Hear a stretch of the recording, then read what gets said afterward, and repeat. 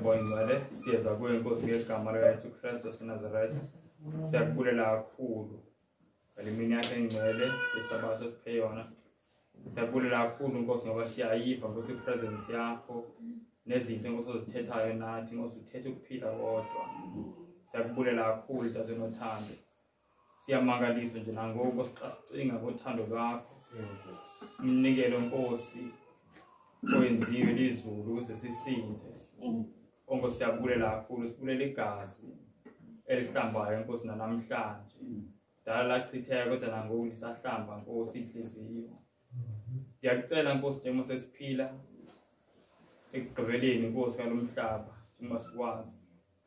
Ndiyakucela Nkosi nothando kakhulu engathi Nkosi ungasebenza ngendlela nje emangalisayo. Nathi simangale Nkosi, sikuthembe, sikuthande.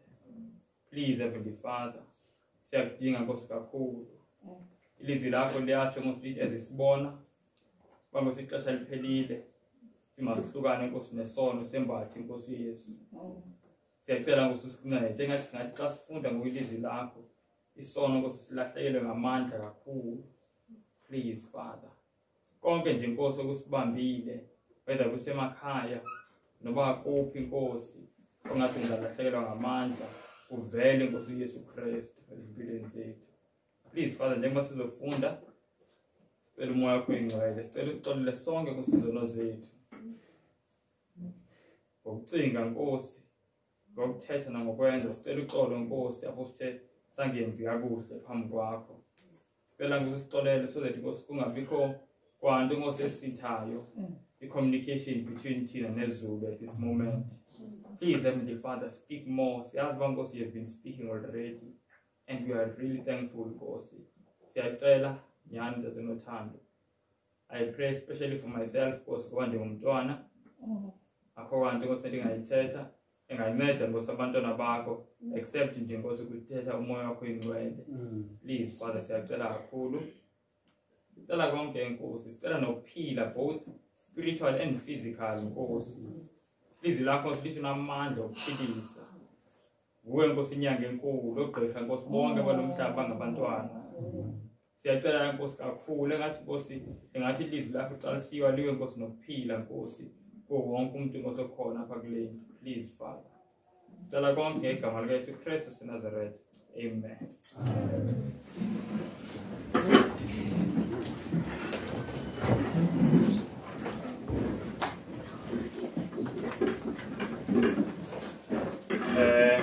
Ngibingelele bazalwane ngegama likaJesu Kristu. Amen. Amen. Bazalwane ngiyathokoza nje ngempela ezingikhuleka ngisho ukuthi uNkulunkulu uyakhuluma nathi, uyakhuluma impela futhi ukhuluma ngokuphila kuphela. Amen. Ngithokozela kakhulu ngezifundo sibe nazo and ngiyayithanda nje ne-children's story bazalwane esikhumbuzayo ngezinto uNkulunkulu asipha zona. Izinto esingazithengi esingazikhokheli. Umoya, ukuzwa konke nje bazalwane, inhliziyo iyashaya kumuntu okhokhile. Izipho ezimangalisa akekho umuntu ojayo uthi ngishayise inhliziyo yami manje uthi ngiyimise manje hayi asina control. Siyadla ukudla kuyagayeka.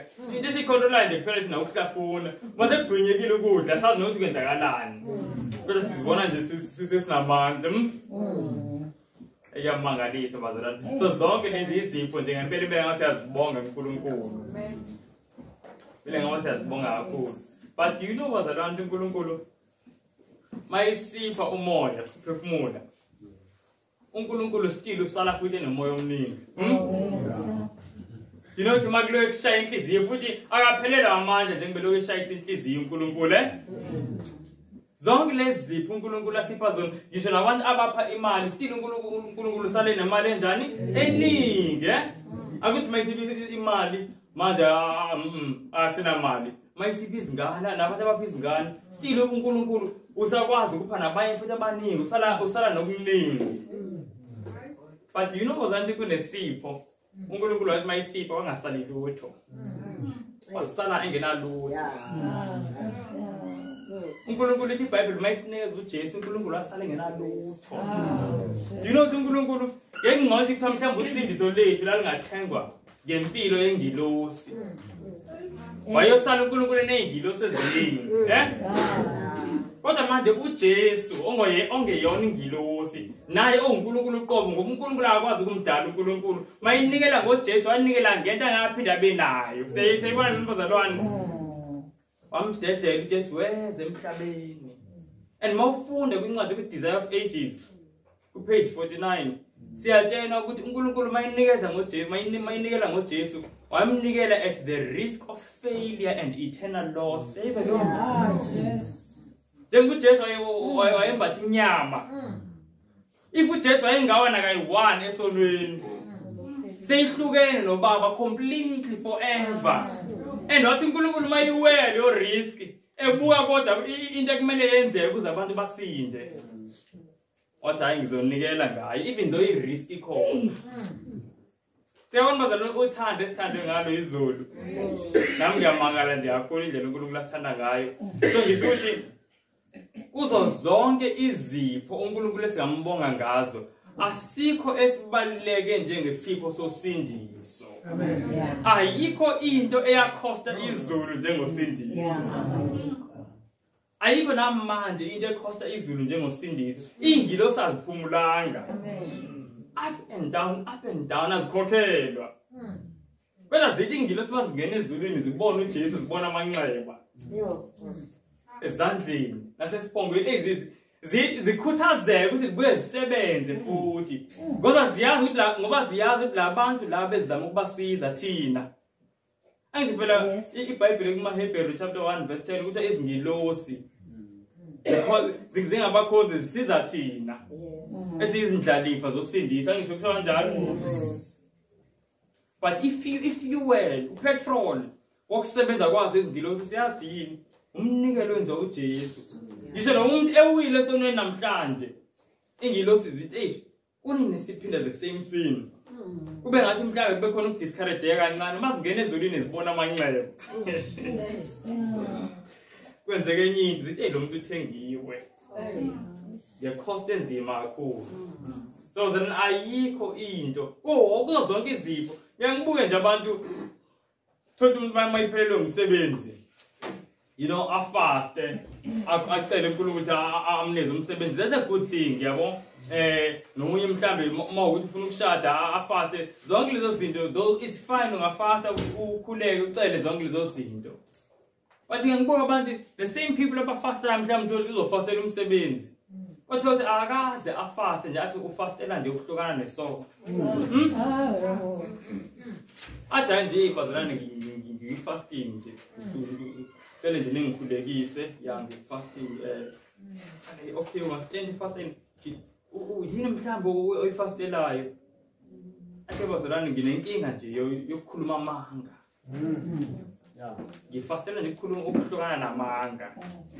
Uthi kungcono ukuthi ngife kunokuthi ngikhuluma amanga. Ngifuna ngiyokufika kuleso simo leso. Seyizela bazalwane ngoba siyazi ukuthi amanga ayalivala izulu. Shonjalo iBhayibheli incwadi yesambulo ithi ngaphandle kunamagalo nabaqamba imanga ibisizibali nazo zonke ezinye izono. So uNkulunkulu mayithi amanga ngaphandle ubokwazi amanga ngaphandle. Ngisho noba ngasukuma abani athini athi hayi umusa utheni umusa bazalwane uNkulunkulu mayithe ngaphandle kunamaqamba imanga. Mawumqamba imanga ungaphandle. Siyayibona leyo nto? So izinto lezi ngempela kumele ngingathini beyizona eziphambili enhliziyweni yethu ukuthi sibe nazo more than lezi physical. Kumele sibe nani? Sibe necharacter kaNkulunkulu. Angisho kanjalo noJesu. uMateyu 6 verse 33. Uthi asifuneni iqala ini? Umbuso kaNkulunkulu nanenye nokulunga kwakhe. Then konke kunye kuyakulandela. So ngizama ukuthi bazalwane the purpose yokuphila ngempela. The purpose yokuphila is actually character development. Ukwakha isimilo esifana nesimilo sikaNkulunkulu. Ngoba zonke lezi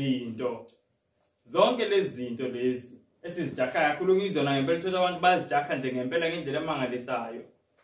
Whether unayo noma unayo ayilivali ayilivuli izulu leyo nto. Siyibona leyo nto. But the purpose yokuphila kwethu is to develop ama-characters afana ne-character kaNkulunkulu, i-character efana ne-character kaJesu. Siyayibona leyo nto bazalwane, uthando, ukuthobeka. Njengoba besikhuluma nje manje, yazi bese ngithi uNkulunkulu ngiyamuzwa uyakhuluma futhi ukhuluma ukuphila. Lesi bese sifunda Galatians chapter 5. Ilo character uNkulunkulu afuna sibe nayo. Sithobeke. Sithandane, sihloniphane. Sifana noJesu. Waphela isimilo sikaNkulunkulu sibonakele kwimpilo kaJesu. And uJesu wayephilela ukusiza abantu. Do we know that? Yes. Yamanga lazi mangifunda impilo kaJesu. Umbono uJesu ekhathazekile, eqeda kuzwa ngabafundi bakaJohn ukuthi hawu naku uJohn sibemsuse ikhanda. Athi uJesu kubafundi bakhe hayi asike sihambeni siyophumula. Siyakhumbula? Matthew chapter 14 athi come rest a while. Bathi bese yophumula, lithi iBhayibhile izixuku zambona uJesu hayi uyangale zamlandela. Esathi ufuna ukuphumula. Abantu bambona uJesu. NoJesu wabona abantu ethi shinanga beze kumina. Izixuku eziningi. iBhayibhile lithi azange ecasuka athi we baphazamisa ukuphumula kwami. Lithi iBhayibhile he was moved with compassion. Abantu bemphazamisile. Ethi niyophumula. Lithi yobulot mayibabone inhliziyo angazi ngathi yenzeka kwenzekani, but it was stirred nje kakhulu with compassion. Ngempela abafundisa abantu baza kuyena abafundi bakho uJesu bathi Jesu hayi ngoba ilanga seliyashona bahambeke labantu Lithi Jesu labantu kumele bathole ukudla, abantu behlala usuku lonke. You know lezi ezincane bazona sikazinaki thina ngezinye izikhathi kuba ngathi uJesu akanandaba nezisu zethu. Siyibona leyo nto. But ngokunye athi uJesu yazi labantu abanye bawo basuka kude uthi ngeke ngikwazi ukubaphindisela emuva belambile. Abanye babo bazokhathala endleleni. And imagine something like that. Mayisuka lapho uJesu yokhuleka, abafundi bazama ukwela umfula, bebe nesiphepho la bambona uJesu seyibuya futhi ezihamba emanzini. Siyakhumbula esiyahamba phezulu kwamanzi. Uyabona mayifika ngale futhi abantu sebemlindile bathi awufike kanjani lana. Uyabo afundisa uJesu abanye baxabana naye kuthi kuphele nje isikhathi aphinda ahambe ayohlanga nomama le. iBhayibhile ithi indawo sekuthi ngaseTyre naseSidon. Samphuma lo mama kuMatthew chapter 15 lo ayinengane iphethwe ekhishwa idemon. uJesu wahamba waya le esuka eGalile. Ubufunga ngoyibuye kwimap yakho nasePalestine. Ikude le ndawo ekuyona. And iBhayibhile wafika wasiza nje lo mama kuphela bese yabuya. And you are told why ihambile lo mama kuphela. But lo mama indlela bazalwane why insignificant ngayo iBhayibhile alimbizi ngisho nangegama. Seyizwa leyo nto. Ngizama ukuthi uJesu wayiphela ukusiza abantu. Ngisho umuntu ongena imali ongaziwa like ongayihayi. Hey, so sengisho nje yiyo leyo nto uNkulunkulu afisa ukuyibona kuthina sonke. Sithanda ukusiza abantu. Sithande kakhulu ukusiza abantu. And mangingathandi ukusiza abantu, ngizibona ukuthi ngiyastruggleisha mangimele ngisize umuntu, kuba buhlungu kumina ngithi Nkosi kumele ngisacrifice. Leyo nto kumele ngiyikhulekele. Ngize ngiyifastele futhi. Siyibona leyo nto. Akumele uzithole ufuna imisebenzi nazo zonke izinye izinto more than ufuna isimilo sikaNkulunkulu. Siyibona leyo nto. So if uyakwazi ukufastela umsebenzi kumele ufaste even more for isimilo sikaNkulunkulu. Siyakuzwa le nto bazalwane. Athi uNkulunkulu angasiza ngempela nje siyibone kanjalo ukubaleka kwecharacter. Baleka character. Namhlanje into engifisa sifunde ngayo isikhathi. Sofunda ngani bazalwane? Isikhathi. Asike siyene incwadi eziChronicles zokuqala. Chronicles, First Chronicles chapter 12. Ngifuna sibone ukubaleka kwesikhathi. Ngiyozama ukufunda la isiZulwini.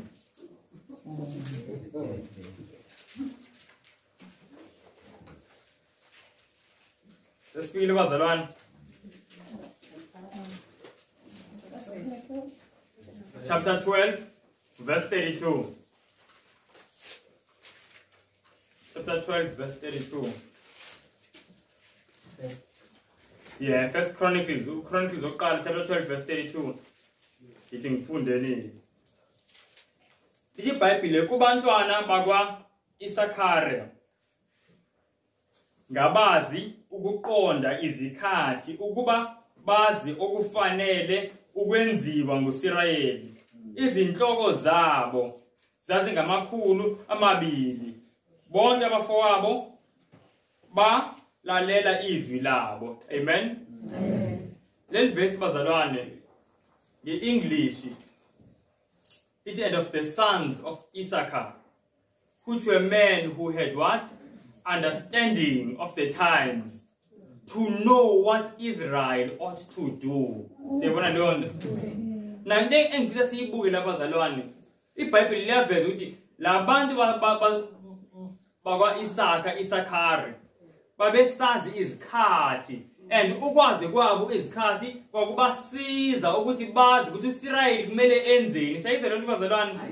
So ngizama ukuthi mawungasazi isikhathi usebungozini ukuthi ungazi ukuthi yini okumele uyenze. Uyithethe bazalwane. So akumele nje sithi kuphela hayi mangaze uJesu nje kuphela hayi kokwanele lokho. Ngisho uJesu yena imbalo uyena osikhuthazile ukuthi kumele sazi ini izikhathi. Masingazi izikhathi asizokwazi ukuthi kumele senzeni. Ithi lana abakwa Isakhari babesazi izikhathi, and because bazi izikhathi basiqonda isikhathi bayazi ukuthi amaSirayeli kumele enzeni. Yabona namhlanje ekseni ngabo-3 bengingagqoka kanje. Why? Ngoba bengabo-3 bengesona isikhathi sokugqoka kanje. Siyabona lo bazalwane. So isikhathi siyakutshela ukuthi kumele wenzeni. Mawungasazi isikhathi uzothola senza noba yini. Siyabona lo bazalwane. Aseni kwelinye verse very quickly ngiyathanda. Aseni ku Luke chapter 19. Size ukuthi uJesu uthini. Eneyinyembezi emehlweni ekhuluma. uJesu indlela athanda ngayo abantu yamangalisa.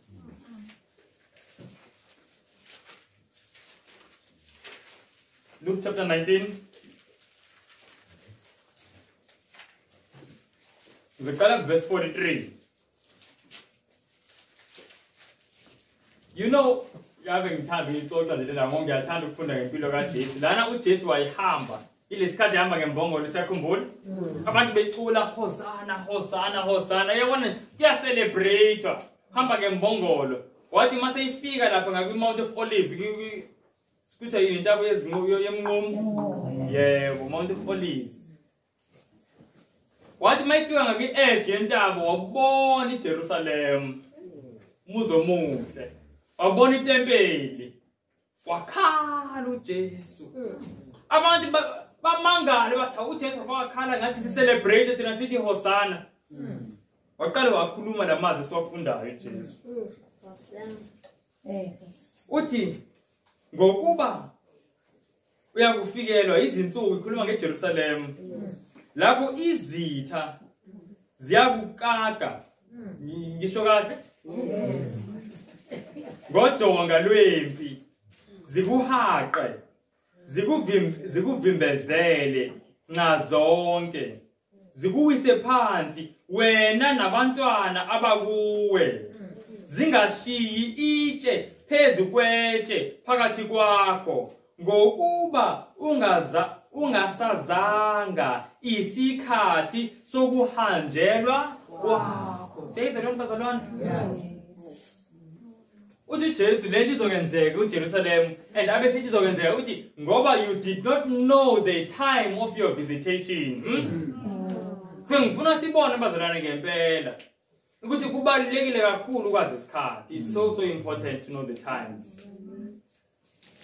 IJerusalem, they did not know the times. And uJesu ayiloko iphinda lento kwiministry yakhe ezahamba eshumayela. Khona ngokunye lapha kuMatthew chapter 16 bayeza abaFarisi bazombuza bathi awu ukusinikeza nje sign evezayo ukuthi ngempela uthunywe uNkulunkulu. Athi Jesu awu nawo maye na indaba. Nina amafu mangathi abovu nithi hayi kuzoba yiweather right. Ebusuku mangathi amafutha abovu futhi kusibakele nithi hayi kuzoba yiweather embi ke manje. Athi nina yini hypocrite iphicaphica. uthi nina abazenzisi uthi niyakwazi ukufunda isimo sezulu kodwa anikwazi ukufunda impawu zesikhathi. Siyabona leyo nto? Sana kubona uJesu ayifuna bazi ini isikhathi. And bazalwane ungazi isikhathi njengoba bayingozi kubona nakuthina kuyoba ingozi. In fact mawufunda njengoba if khona ababhalayo ungabhala next to leli verse leli lebese lifunda manje ku Luke chapter 19 ubhale nje DA page 233 Desire of Ages page 233 la uthi khona udade wathi ngizisho ngeEnglish and then ngizayitolika uthi the burden of Christ's preaching was the time is fulfilled and the kingdom of God is at hand. Repent ye and believe the gospel. Thus the gospel message as given by the Savior himself was based on prophecy. Says the Lord. Kutha uJesu into ayigqugquzela mayishumayela kwawukuthi isikhathi siphelile. And semkhumbule shumayela ngempela isho kanjalo. Ngicabanga nje ku Luke ku Mark chapter 1 verse 14 usho kanjalo impela. Kuthi therefore siyabona ukuthi uJesu inkathi eshumayela ivangeli wayiloke ehlanganise nani nesikhathi. Okubalekile bazalwane kwazi isikhathi uNkulunkulu usebenza ngesikhathi. That's why mafunda ku Galatians chapter 4 verse 4 ithi iBhayibheli mase kuzaliseke isikhathi uNkulunkulu waletha indodana yakhe. Seyizwa leyo nto?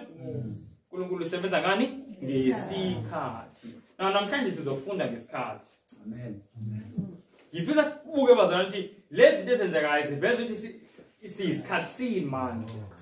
Siyabona leyo nto because we need to understand thina ngoba lithi iBhayibheli asibona abantu bokumnyama kodwa sibokukhanya. Siyabona leyo nto like angichaze kanje yabona zonke izinto eziningi kakhulu ezenzela emhlabeni bazalwane futhi manje zidide wonke umuntu and ngifisa ukuthi wonke umuntu lezi ezenzekayo wenza njani uyazibona. Siyabona leyo nto angithi wonke umuntu eyibona lento eyenzekile eSouth Africa nabaphesheya but you know ukuthi abantu lezi zinto bayazibona but abazi ukuthi zisho ukuthini. Siyakhumbula isandla sibhala ngesikhathi sikaSenkosi uBelshazzar. Wasibona nje isandla sibhala kodwa wayengazi ukuthi isho ukuthini le. Siyibona leyo nto wayidinga uDaniel ozofika azothini azomchazela lento uDaniel wayiyona eBhabhiloni ukuthi nathi kumele sibe yiyona namhlanje. Sibazalwane lana kubhala isandla. Sibazalwane njengoba nibona kusenzeka kanje kubhala isandla and isandla sikababa wethu sithi. Siyibona leyo nto? So kumele sikwazi ukubuka ezibona izinto zisenzeka sikwazi ukuthi singabonisa kanjani abantu from iBhayibheli ukuthi isikhathini manje. Isikhathini. So that's why sizofunda ngesikhathi. Asiyeni incwadi eSambulo. Sofunda nje futhi sizohamba slow bazalwane basiqedanga sene afternoon. Amen. Basiqedanga sene la sabatha futhi elizayo. Manje ngenye isabatha elizayo. Sengithi nje bazalwane ngempela uNkulunkulu senzele umusa. Sambulo asiyeni incwadi eSambulo chapter 13. Yabona manje bazalwane ngoba ezinye izinto sizenzayo i-revision. Senza i-revision nje ingane ngizobuza impendulo ngicela uzithola la kuthini. La kwiSambulo chapter 13 kunezilo angisho kuthiwa nesilo then nezilo plural angisho kunjalo. Okay. Kunezilo ezimbili. Kumele ngaba ngibuze ukuthi kunezilo ezingaki. Okay, siyeke. Isilo lesokuqala bazalwane. Okay, before siye kwisilo sokuqala ukuthi simeleni. Isilo eBhayibhelini simeleni. Amen. Umbuzo Daniel chapter 7 verse 17 no 23. Siyibona leyo nto? Isilo simele ini? Umbuzo. Amen. Ngiyajabula. Isilo lesokuqala la kuRevelation chapter 13 simeleni. Lesilo esifana nenengwe. Upapa yebo. Okay, singabantu bathi upapa. Kahle kahle simele hayi nje upapa kuphela but the whole system, the Roman Catholic Church system. Siyibona leyo nto bazalwane. Ngize ngafaka lana abahlela emuva abazobona. But yabona sisilo sinje. yiso lesisisa asirasichazayo esinamakhanda ayisikhombisa angazi bakhona bafisa mhlawumbe umuvu ukuyohlala ngalithi isikhona ispace angazi kodwa boyositha umama hayi boyobekezela ubaba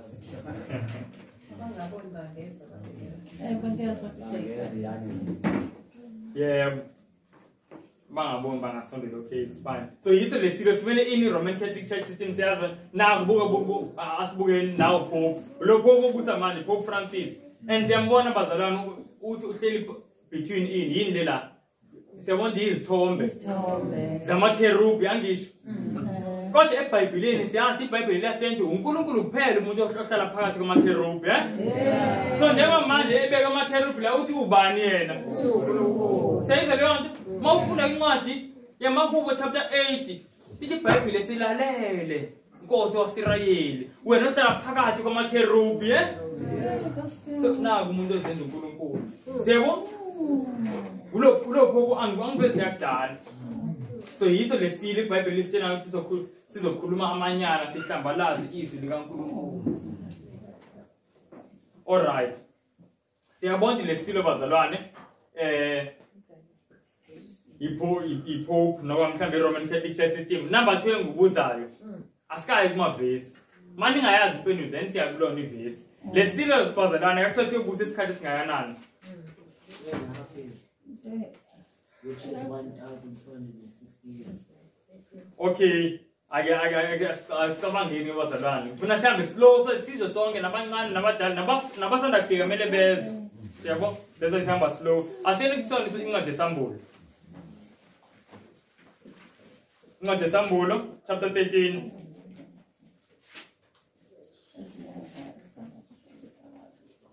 Yeah, yabona manje sisiyangeza khulwe ngezinyanga. Sithi sifunda wona asifunde no verse 5. Ithi sase sinikwa umlomo wokukhuluma izinto ezinkulu nenhlamba sanikwa amandla okwenza lokho izinyanga ezingamashumi amane nambili 42 months. Sayibona leyo nto? It in English, and there was given unto him a mouth speaking great things and blasphemies, and power was given unto him to continue 42 months. 42 months. Say, 42 months was around 9 1,260. Yeah, 1,260. Mounting 42 times 30. Why is it times 30? Ingoba kwicalendar yamasirayeli azikho insuku azikho inyanga ezimane ziba 31 days and ibe 28 zonke u30. Siyabona leyo nto? So inyanga yonke zonke inyanga u30 days. Siyabona so uthi 42 times 30 and then uphuma 1,260 days. So lithi iBhayibheli lesilo sizobusa 1,260 days. Kodwa ke isiprofeto bazalwane siyazi ukuthi usuku lumele ini unyaka. Sibona leyo nto siyakuthola lo Ezekiel chapter 4 verse 6. Siyakuthola na Numbers 14 verse 34. So usuku lumele unyaka so lesilo sizobusa iminyaka 1,260. Na ukubusa kwaso kwaqala nini? Na bazalwane. I know thing in the break now for the last receivers.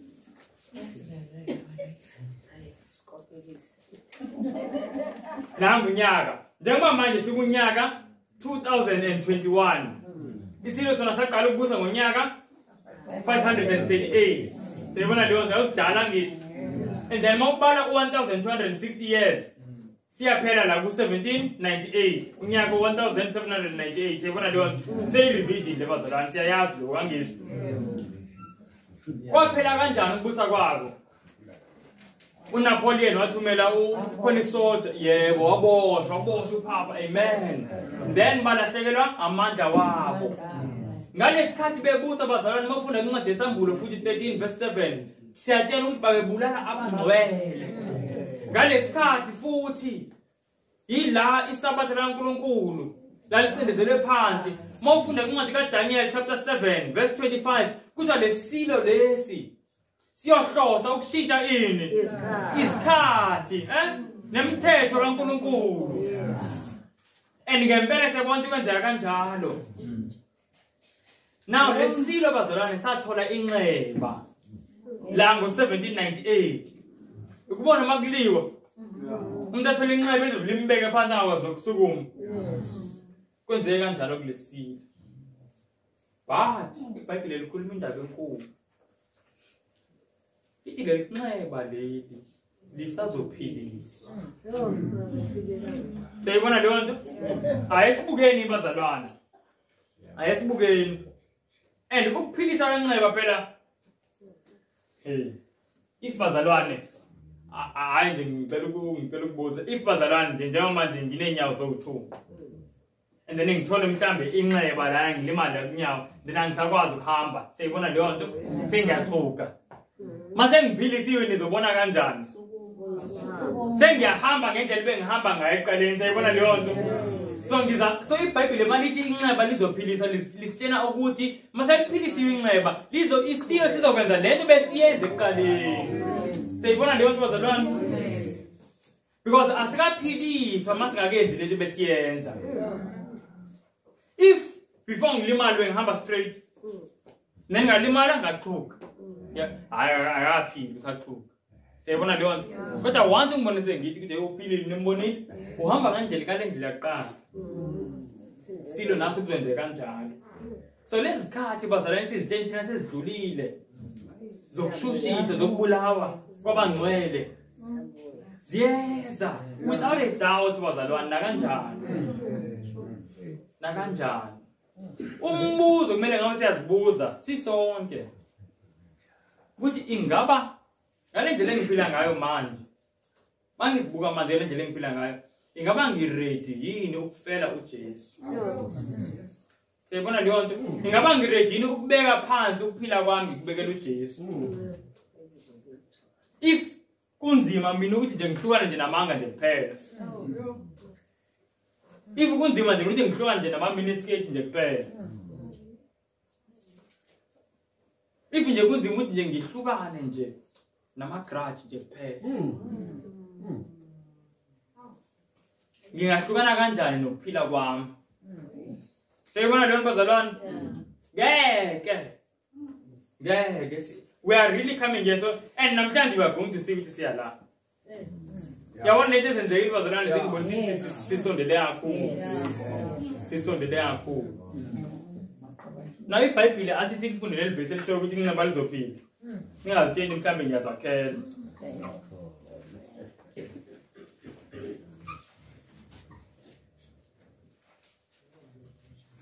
verse 3 verse 3 Second chapter 13 verse 3 nti elinye lamakhanda aso kungathi lalidebezwe okokufa kepha ingozi yaso yokufa yelashwa masiqeda ke lashwa kenzekani umhlaba wonke walandela isilo umangala Lawe ma. Auslandela khona. Siyizwe bazalwane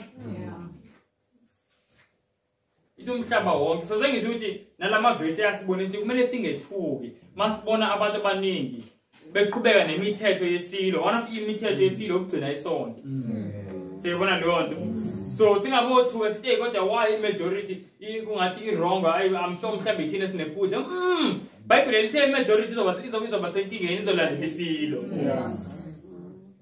siyizwe lona bazalwane all right now kwenye chapter la kuncwadi yesambulo iyasitshena ukuthi le nxeba leli lizolashwa kanjani iyasitshena ukuthi ngingathini isimo sezinto sizobe sinjani phambi kokuthi kulapheke le nxeba and thina mase sibona lesimo esinje kumele sazi ukuthi le nxeba lizolapheka siyibona leyo nto niyafisa bazalwane usibona lesimo ukuthi kuthiwa sisobe sinjani and ukuthi isimo mase sinje kumele sazi ukuthi inxeba seliyalapheka sekusele kancane ukuthi sibuyele la asiyele incwadi yesambulo chapter 17 chapter 17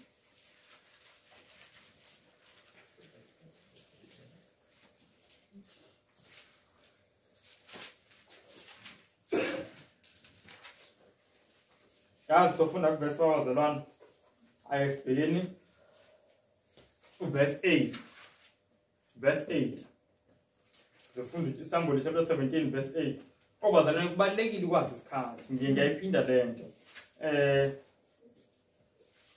abafundi bakaJesu bonke babefundisa babekhuluma ngesikhathi ngisho umpostoli uPaul lo wayekhuluma kakhulu ngesiphambano kodwa wayengayigeji indaba yesikhathi wayekhuluma ngesikhathi angisho yena futhi umpostoli uPaul obhalayo incwadi yamaRoma chapter 13 ku verse 11 athi yazini lo ukuthi isikhathi sesinjani sesiphelile nokuthi usindiso lwesenjani selisondele ngaqala ngisho ukuthi umpostoli uPaul so umuntu ukhuluma ngani ngesikhathi azakhulume futhi nangama signs wesikhathi mayibhalela uTimothy ku 2 Timothy chapter 3 athi ngesikhathi zokugcina kuyoba kanje ingane ziyobe zingahloniphi abantu bazobe bezithanda bethanda ubumnandi kunokuthanda uNkulunkulu so ubhala ngani ngesikhathi sase ngabo siziwe bazalwane isikhathi singalimala ngoba isikhathi siyasitshela ukuthi kumele senzeni siyibona leyo nto okay ayisibukeni chapter 17 isibuka abantu verse 8 angisho ithi isilo ingilosi le ikhuluma noJohane uMambuli ubona lesilo lesa sibone futhi ku chapter 13 uyasibona futhi again la and then iyachazelwa ezinye izinto ngalesilo kuthiwa isilo owasibonayo sasikhona asisekho kepha sesiza kwanyuka siphuma kwalasha asimini lapha zelani ngichaze indaba kuthiwa lesilo owasibonayo uJohane sasinjani sasikhona kodwa asisekho kodwa sophinde sibe khona sizokwenyuka futhi nakusho ukuthini lokho ngicela sibuke ababonayo la ku TV siyabona la ukuthi yilesikhathi la isilo sasikhona ngisho sasikhona la sibusa lesikhathi kulo 1260 years so uJohane manje ukhuluma ngalesikhathi esla after u1798 yabo so after u1798 ingilosi siyamtshela ukuthi isilo sasikhona sasikade sibusa asisabusi manje kodwa sisazobusa futhi siyayizwa leyo nto and siyatshela ukuthi mase sinyuka sizonyuka siphuma kuphi kwalasha asike sibambeni lapho yaqhubeka ivesi ithi abasibonayo mase siqeda kunyuka kwalasha bazomangala njengebisisho nakuSambulo naku chapter 13 bazomangala ngifisa ukuthi bazalwane lento ngizoyisho and then siyifunde ngisho so that if bakhona abalalayo esisayifunda kodwa babe sebeyitholile le term le ethi kwalasha ngeEnglish ithi bottomless pit kahle kahle le term into ekhuluma ngayo ikhuluma ngesimo sezinto la emhlabeni mase zi upside down mase kuyi revolution mase kuyi lawlessness sekuyinqaka siyibona leyo nto kuthi mase kunesimo esinjalo ukuthi ikwalasha ke lapho kuthi isilo siyophuma kwalasha siyibona leyo nto bazalwane ngamanye amazwi mawubona izinto sezikuleso simo esinjalo kumele wazi ukuthi isilo sekuzolapheka ini ingcebo siyizwa leyo nto bazalwane manje lesithathe esosenza manje la siyaprove sibonisa lento ukuthi ngempela kwalasha ngempela sikhuluma ngesimo emhlabeni izinto mase ziphendukile abantu sebevukela imibuso futhi sebengena ndaba nemithetho sebenzeka bazalwane izinto futhi angazi singakazi sizibone you know esizofunda sizobona bazalwane lezi zinto sizibona la South Africa ukuthi nathi la South Africa do you know the lezi zinto zenzeka la South Africa kuphela esikhuluma and do you know more than this ke manje do you know ukuthi uNkulunkulu ezwini lakhe wayesiwonisha ukuthi lezi zinto zizokwenzeka njengoba ezisifunda manje sizobona futhi wayesiwonishile uNkulunkulu ukuthi lokhu kuzokwenzeka ngoba thina lento uDaniel wayeyiyona eBhabhiloni kumele sibe yiyona la uNkulunkulu mawenzeka izinto eBhayibhelini ayimonisha uDaniel. Ake sibukeni bazalwane ukuthi ukuthini kwalasha. Angazi noma mdala ukwazile ukwasendela abazalwane le chapter bengithe bayifunde great controversy. Awathumele bonke. Abazalwane angazi noma nikwazile ukuyifunda. Hey, angabe ngeza ngo-Asia. I think angisabuza abazalwane. It's fine. Very, very important child. Masithola isikhathi siyifunda. Ikhuluma ngento eyenzeka kudala. Mawuzo understanda i-future. Lithi iBhayibheli kumele wazi intoni? I-past. Seyizwa leyo nto. So kanjalo kwincwadi ka-Ecclesiastes chapter 1. Ithi uNkulunkulu ithi lento ekhona into eyayikhona kuqala. Siyabona leyo. Ithi nento esazoba khona futhi into eyayikhona kuqala. Siyabona leyo nto. Ecclesiastes chapter 1 verse 9. And Ecclesiastes chapter 3 verse 15. uNkulunkulu uphinda the same thing. Aze athi uNkulunkulu ufisa sazi lezi zinto bezikhona ngasemuva. Ukuze understand ukuthi kuzokwenzeka ini phambili. Siyabona leyo nto. Now bazalwane sizobuka kuRevelation chapter 11. Yazi yabona le prophet sika Revelation chapter 13 nalesi sika 17 sijwayele ukusifunda kakhulu ebandleni. Abanye amsho kudala besilalela besifunda ematendeni. Yabona makukhulunywa ngomama oyisifebe uBhabhiloni. Yabona oshintshe imiyalo kaNkulunkulu angisho yonke leyo nto. But uRevelation chapter 11 asiwufundi wona kakhulu nawo ubalekile. Nawo namhlanje ngifuna sihambe kancane bazalwane. Ongezwe athi ayicela kancane siyafunda. Yes. Athi angimise kancane ngiphinde futhi ngilichaze lo phuzu. Asene kuRevelation chapter 11. Kuthiwa isilo sizonyuka kwalasha. And la sizobona ukuthi kwalasha ithi when bazalwane isimo sokuphila sesiphendukeze sesithe. Umhlaba awusaphatheki awusabuseki. And uNkulunkulu ushilo lo esakubonile ngifisa ukusho ukuthi kuncane. Kusazobonakala kakhulu kuzongabuseki. Uzodideka bonke ngisho ohulumeni bonke bazalwane. And then uzobona qhamuka isilo aqhamuka uphapha. Athi hayi nginayo isolution Athi nginayo isolution. Athi lalelani mina. And you know what sekuqalile? Okay, asifundile. Asene kuRevelation 11.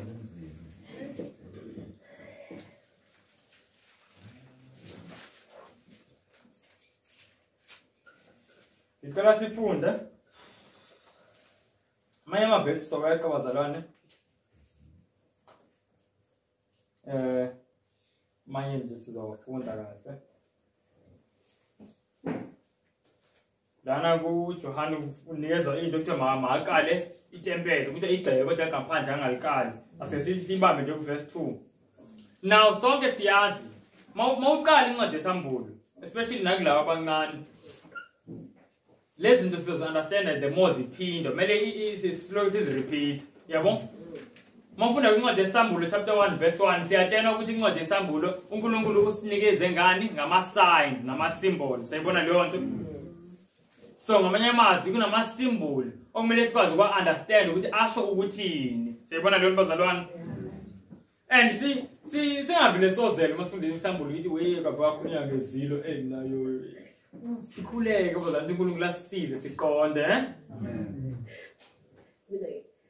Ngicela nje ukubuza mina ukuthi ke okay bese sithi masifunda la mangabusho ukuthi ke sizobe sisika la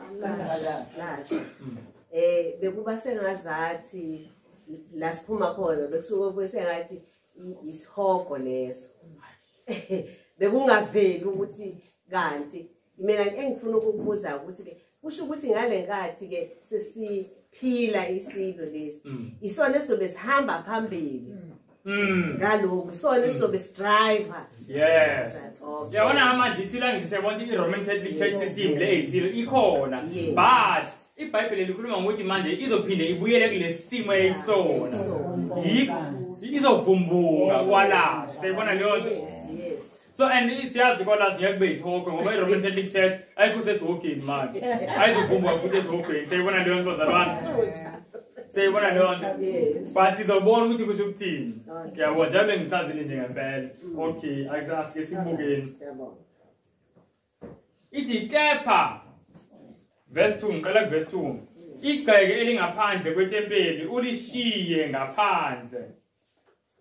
Ungalilinganisi ngokuba linikwe izizwe nomuzi ongcwele ziya kunyathela phansi izinyanga ezingamashumi 42. Besike sahlangana lezinyanga ezinje Yes. 42 months. So siyabona isakhuluma about the same lesikhathi esifanayo. Siyabona lo bazalwane. La izizwe abezizwe noba abangemsaba uNkulunkulu bazobenyathela laba abamsabayo uNkulunkulu. Siyibona leyo Oh nto? my God. Siyibona ngalesikhathi. And then verse 3. Athi uNkulunkulu ngiyakubanika ofakazi bami ababili ukuba baprofete izinsuku eziyinkulungwane namakhulu amabili. Asihambe kancane kuze sonke sesifunde isiZulu. Inkulungwane into engakanani? 1,000. Okay, amakhulu amabili into engakanani? 200. And then amashumi ayisithupha into engakanani? Should le number ba? 1260. Siyibona leyo nto? Same time. Futhi uNkulunkulu uthi ngiyakubanika ofakazi bami ababili ukuba baprofete izinsuku eziyikulungwane namakhulu amabili namashumi ayisithupha bembethe indwangu yamasaka. Yebo. Nabazalwane ngicela ukubuza.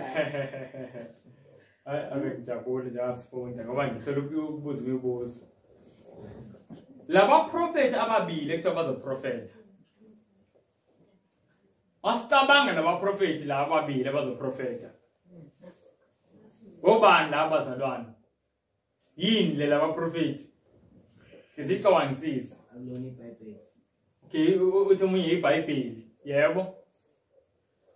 Encwadini othathu ifunde Great Controversy. Kwathela abaprofeti ababili. iTestament elidala neTestament elisha. Okay. Sisayizwa lento bazalwane omunye mhlawumbe aqale athi uJohane yabonga ezindlela. But angekwazi abaprofeti kube abantu. Why ngekwazi ukuthi kube abantu? Ngoba kuthi laba prophet bazokhuluma 1260 years umuphi umuntu okazaphila isikhathi singaka. Siyabona leyo nto. So akwazi ukuthi kube abantu physical people. Siyabona leyo nto. Kuthi bazoprophesy ngalesikhathi futhi begqoke ini ithi eBhayibhelini sackcloth. Then sizibuza ukuthi yini kenye efakazela uJesu ngoba phela uJesu okhulumayo uthi ofakazi bakhe lapho. Yini efakazela uJesu? Ungabhala ecaleni mawunesikhathi sokubhala, mawunesikhathi sokubhala mhlawumbe eBhayibhelini noma la ubhala khona, ngizolisho nje ivesi ngesiye kulona ngenxa yesikhathi. But into efakazela uJesu yokuqala naye.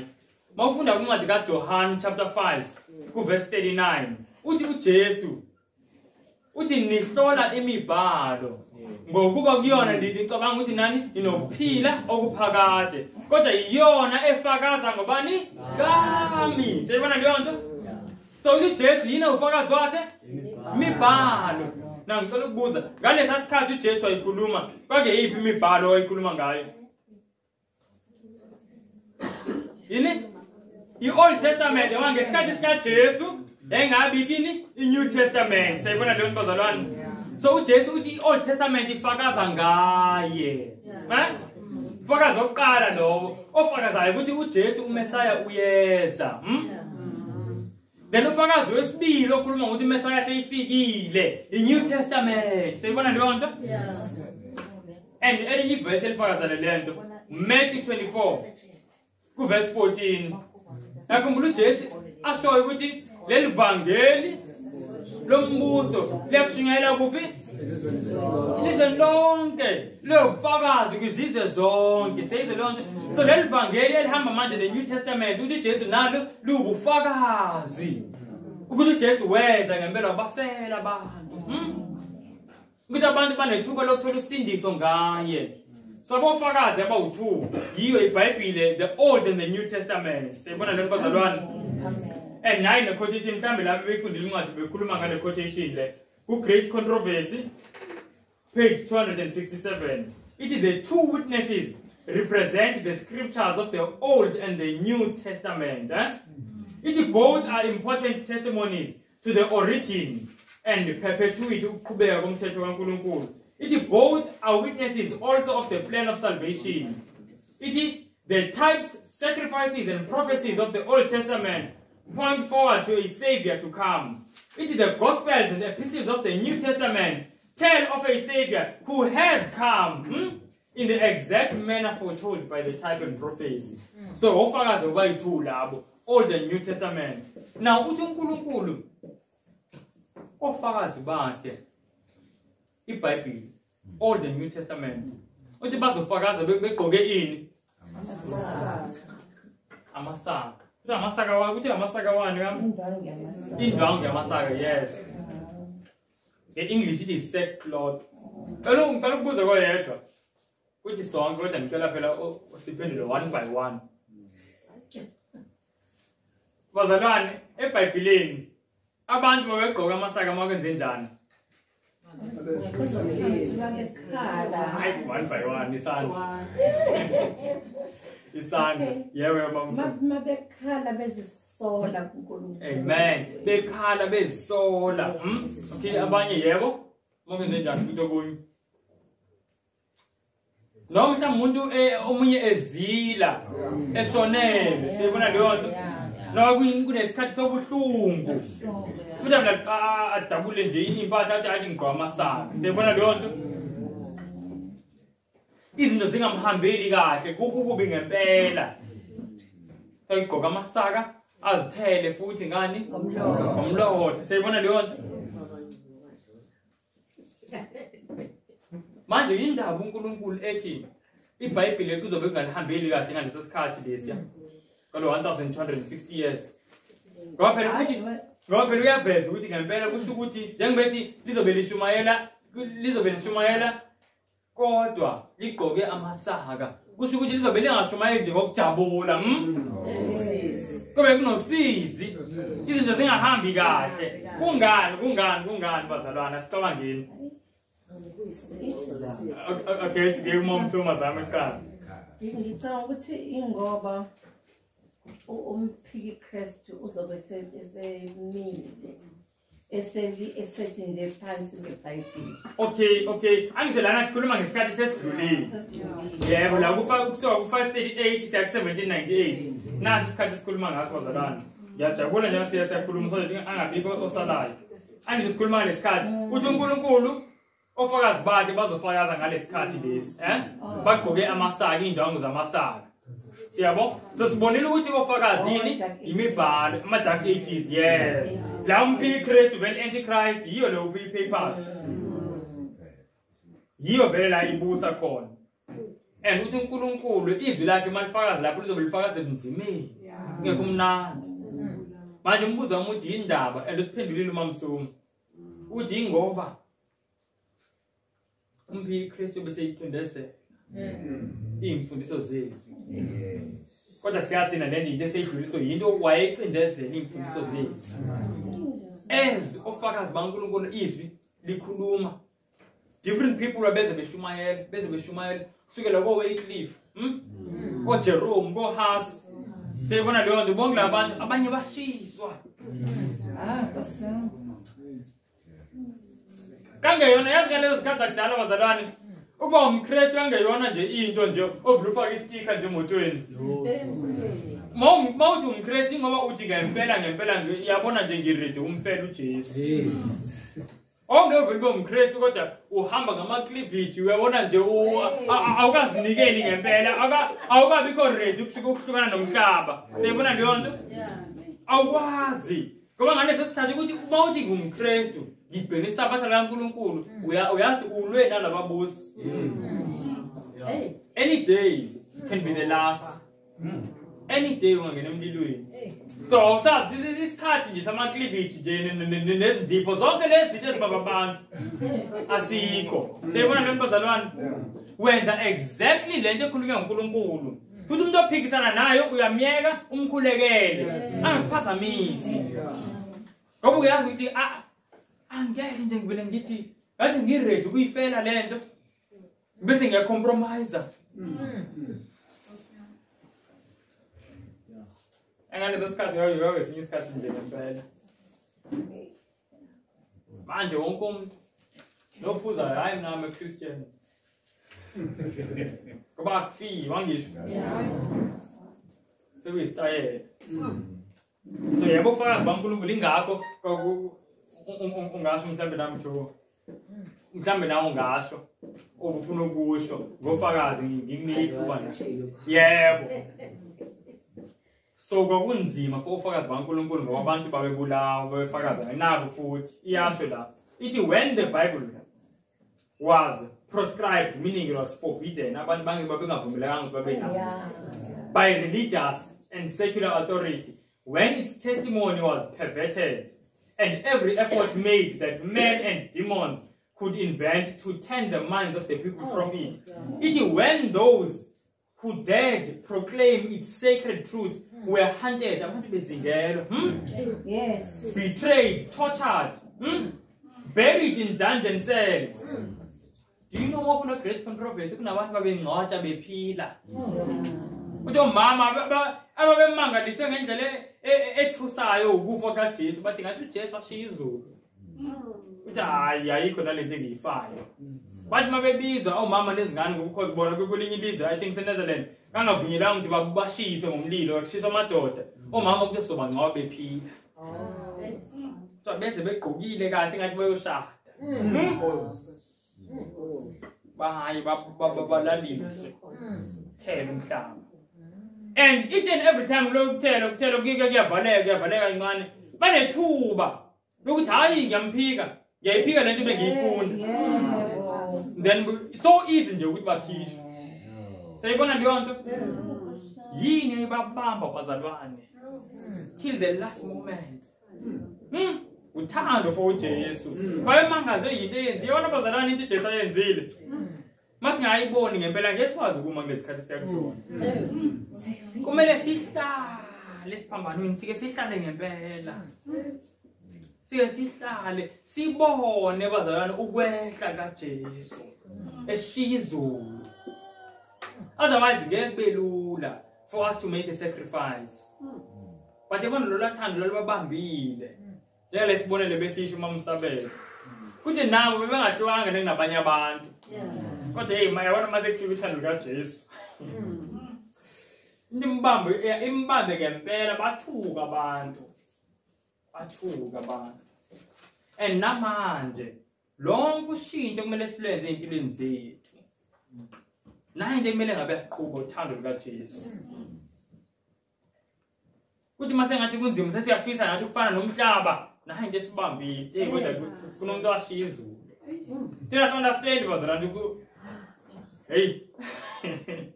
Do you know mawufunda ku Desire of Ages page 115 ikhuluma ngoSathane emangazwe uJesu size emhlabeni. It is Satan well knew the position that Christ had held in heaven as the beloved of the Father. It was yazi position kaJesu.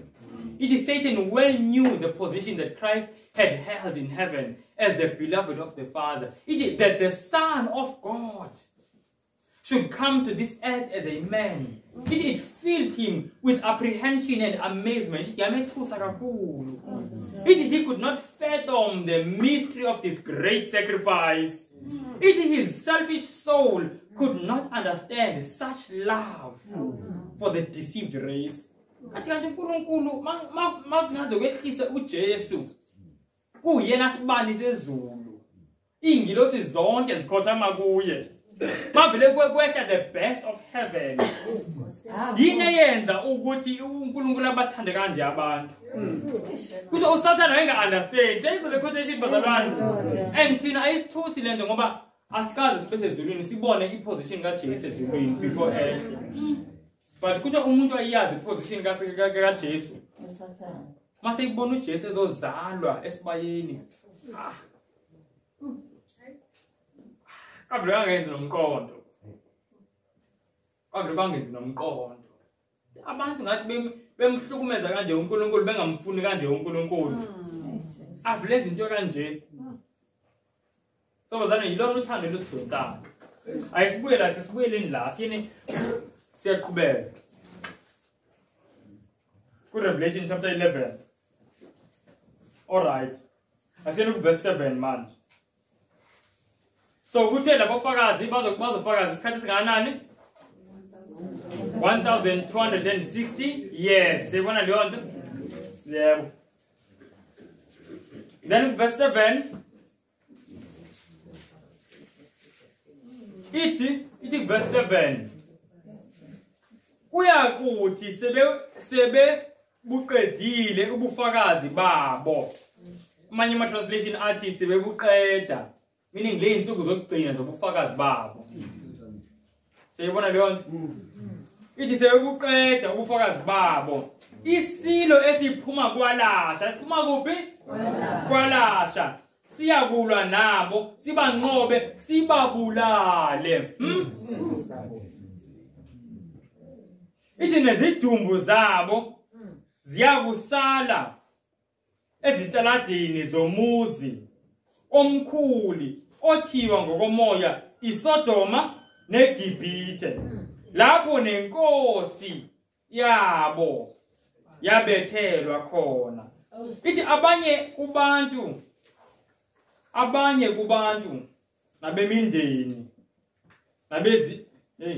nabezilimi nabezizwe bayakuzibona izidumbu zabo izinsuku ezintathu nengxenye bengavumi ukuba izidumbu zabo zifakwe ethuneni nabakhileyo emhlabeni bayakujabula ngabo bethabe bathumelane izipho siyibona leyo nto ngokuba laba baprofeti labofakazi ababili babe bahluphile abakhileyo emhlabeni asibambeni lapha hey igcwele bazali lesifundile ngifisa sibambe step by step okokuqala ku12 siyabona oqala ku12 ngeinsuku zokugcina zokukhuluma kwalabofakazi meaning mase sisondele manje lapho ku1798 siyibona leyo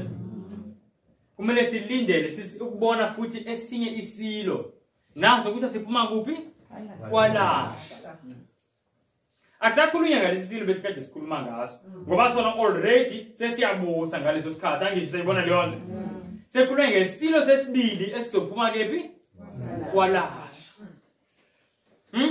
kodwa lesilo sizothini sizolwa nalabofakazi sibabulale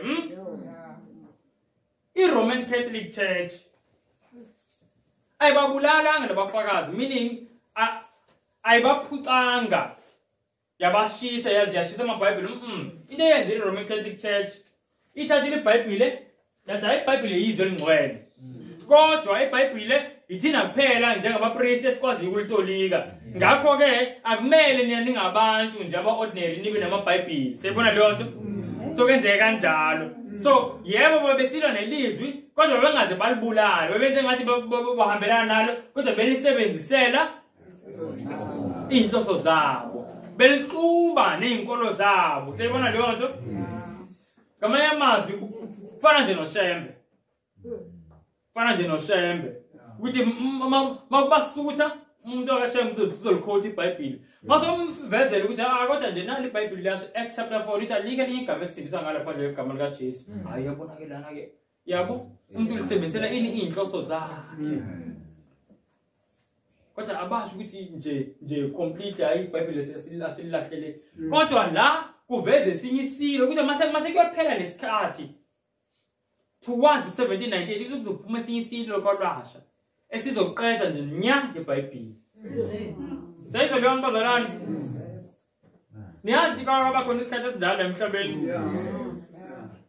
labantu bayisusa nya iBhayibheli nawo ukuthi lesilo esizophuma kwaLasha kuthiwa sibizwe ngani oqala sibizwe ngokuthiwa yini iGibhithe sibona ngokomoya spiritually it's called Egypt nani neSodoma futhi na iGibhithe bazalwane lidume ngani Okay, ngeyithixo, okay. Inenye into engiyifunayo. Ukugcwele amaSirayeli siyasondela. Okay, uFaro wathini? uMoses mayithi maya ke nathi Jehova. Wathi uJehova ungithumile. Uthi ungithume kwena Faro ukuthi ukhulule amaSirayeli. Wathini uFaro? Wathi ubani uJehova? Ukuze ngimlalele. Mina ngimazi uJehova. Futhi angizumlalela. Usho kanjalo. Mawuthanda ukubhala iverse ngoExodus chapter 5 verse 2. Siyibona leyo nto? Meaning iGibhithe irepresenta abantu abangakholelwa kuJehova. Siyibona leyo nto? Abangakholelwa kuNkulunkulu. Nge-English kuthiwa yini? I-atheism. Manje ukubona ukukhuluma ama-atheist. Abantu abangakholwa.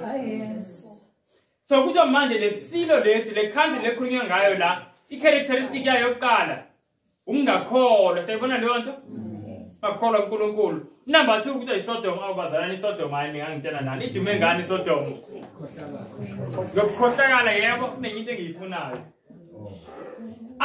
Asikhumbule yini ebayenze the last night of Sodom babesenzani? The last night ubusuku bokugcina. Bayifuna ukudlengula ingilosi. So iSodom iveza abantu abaqhutshwa yimizwa. Ngoba hayi ukuthi bayifuna ukulala nazo nje kuphela bayifuna uzidlengula. So iSodom ngakhona ihomosexuality ubutabani kodwa ngakhona nani ne-rape nokudlengula. Nengane zikaLothi phela zayifunda lapho. That's why zakwazi ukuthi izidlengule ubaba wazo. Yakhumbula? So zayifunda lapho ngoba zazihlala eSodom nawo. Siyibona leyo nto? So iSodom irepresenta abantu abaqhutshwa yimizwa. Uthando. Into ayikho into ayithandwa eSodom. Njengokujabulisa nje imizwa, ukukitazwa imizwa. Nezinto eziphathelene nocansi. Kanti akuphilela wona eSodom. Sayizwa leyo nto? So yile lama characteristics awu2. So iBhayibheli basically lithi thina kumele sifune i-country. Kumele sifune i-country iyayiphila ngalesikhathi. Towards u1798 i-country iyaphika uNkulunkulu. Futhi i-country la abantu bayo babephila nje ngemizwa yabo. Siyibona leyo nto? Uthandwa nje kungathi kuseSodom nje. Kanti kuseSodom nje. And bazalwane mawufunda ihistory. Leyo identifying marks. Afeature kwi-country eyodwa kuphela. IFrance. Siyazi iFrance lesiyaziyo namhlanje? Yes. IFrance kumlando womhlaba kuthiwa iFrance iyona kuphela erekhodiwe as i-nation, as i-country eyazi yabhala kumthetho wayo ithi thina la eFrance siyakuphika ukuphila kaNkulunkulu. Yinto ayisemthethweni hayi ukuthi kakusho abantu abambalwa kwakumthetho wabo. Phela i-country nge-country ikhuluma ngomthetho. Once into ingabike emthethweni ayikakhulumi i-country. Ngeke ukuthi iSouth Africa ithi kodwa ayikakafaka emthethweni. Sakhumbula nomongameli Ramaphosa last year wake wathi hayi angathi wayikhuluma ngento zogwayi kulento zama-lockdown besadidekile nabo. Wathi hayi sizovula ugwayi engathi into kanjalo kodwa abasebenzisana naye bathi bingekho right leyo nto. And ngenxa yokuthi even though wayekusho ngomlomo umongameli kodwa kangekho emthethweni iSouth Africa zayingikwenze leyo nto. Siyabona leyo nto? So i-country ikhuluma ngemithetho yayo. IFrance it's the only nation erekhodiwe iyaphika ukuphila kukaNkulunkulu. Ithi thina singabantu sonke la baze babiza abapriesti. Uthi umpriesti ongaphiki ukuphila kaNkulunkulu uyabulawa. Sayizwa leyo nto? Umunye umpriesti baze bambiza bathi akayiphike lento beyifundisa. Khona umpriesti wafika. Umpriesti oyi-Roman Catholic. Wamaphambi kwabantu ihlwele ixuku eningi. Wathi niyangazi bengifundisa iBhayibheli. Kodwa namhlanje ngifisa ukuzonitshela ukuthi le nto bengifundisa yikho. Eqanjwe abantu. Bahlokoma abantu bajabula. ngaleso sikhathi kashisa kalethwa wonke athatha wonke amabhayibheli aseFrance ngoba phela iFrance before leso sikhathi before u1792 yayiphethwe inkosi and futhi iFrance yayiphethwe iRoman Catholic Church so akugcwele amabhayibheli amaningi abanye bafihlile abanye zonke nje lezo zinto kodwa manje wonke amabhayibheli even nala ebese amasontweni noma Roman Catholic Church begafuna ukwanikeza abantu kakhishwa kanti iBhayibheli yashiswa do you see ukuthi manje kwagcwaliseka lesi prophet beshiya ukuthi lesilo esisuka kwalasho sizothini sizobulala laba prophet sekubona leyo nto ukuthi bathule nya do you know baze bashintsha nezinsuku instead ukuthi sibe no 7 days a week isonto labo lona laba na 10 days in a month babe na 3 weeks and then each week na 10 days bafuna ukwenza sho ukuthi akho nomuntu okhumbulayo ngendaba ukuthi uNkulunkulu ayibeke usuku la kuphunyulwa ngalo phela mase kuna 10 days akho nomuntu ozokwazi ukuthi lini nisabathe la bese kuyodideka nje kuyadideka into eyenzeka le history 1793 kwenzeka leyo nto sihamba yozolana sesizovala sengifisa sibone nje into zokugcina lesiyibonile abazolana bebulawa naye le esikhuluma ngayo manje this is atheism ikhuluma ngani nge-Egypt and the nation represented by Egypt would give voice to a similar denial of the claims of the living God and would manifest a like spirit of unbelief and defiance. The great city is also compared spiritually to Sodom. The corruption of Sodom in breaking the law of God was especially manifested in licentiousness. And this sin was also to be a preeminent characteristic of the nation that should fulfill the prophecy. Specifications of the scripture. Amen. Logo great controversy which I'm talking about signal light 269. This prophecy has received a most exact and striking fulfillment in the history of France. In 1973, the world for the first time had an assembly of men born and educated in civilization and assuming the right to govern one of the finest of the European nations, uplift their united voice to deny the most solemn truth which man's soul receives and renounce unanimously, meaning bonke, the belief and worship of a deity. For the first time, can you imagine that? France is the only nation. The history was like that. The quotation in November 1870 history. Life of Napoleon, the history. Historians are before. France is the only nation in the world concerning which the authentic record survived. That as a nation she lifted her hand in open rebellion against the author of the universe. There have been plenty of blasphemers. But France stands apart in the world's history as the single state which, by the decree of her legislative assembly, pronounced that there was no God. And of which the entire population of the capital and a vast majority elsewhere, women as well as men, danced and sang with joy in accepting the announcement. They would rejoice.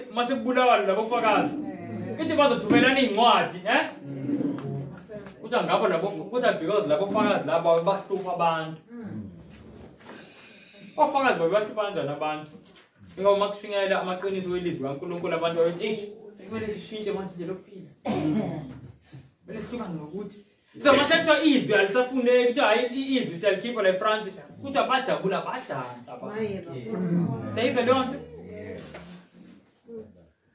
So siyabona lento uNkulunkulu wayisho ngoba incwadi yeRevelation yabhala kudala ingayenzeki nanoyenzeka lento ukuthi French Revolution. Yes. Kodwa uNkulunkulu wayisho exactly ukuthi izenzeka and kwenzeka kanjalo.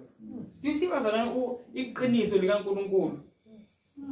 Now I want to give a history njengoba sovala nje ngifuna ukuyivala ngayo le history le siyibone le nto and sitsheniwe futhi ukuthi noJesu kuleyo dolobho wabethelela angazi nasiyibonile sifunda wabethelelwa kanjani siyazi during o1798 uJesu kasekade wabethelelwa ezulwini so ayikhulumi ngokubethelelwa okuliteral yeyiphi indlela esingambethelela ngayo uJesu even though esezulwini ukuthi sihluphe abashumayeli siyakhumbula uJesu ufike uthini kumpostoli Paul uthi Saul ungishuthiselane na seze lona athi ubani inkosi athi nguJesu Kristu omshuthisayo usho uJesu kodwa seyikephi yena usezulwini kodwa ngenxa yokuthi uSaul wayeshushisa abantu abashumayela ngoJesu ukuthi uJesu ushushisa mina uqobo so nala eFrance asikhe yobazalwane bekuthi nifundile le chapter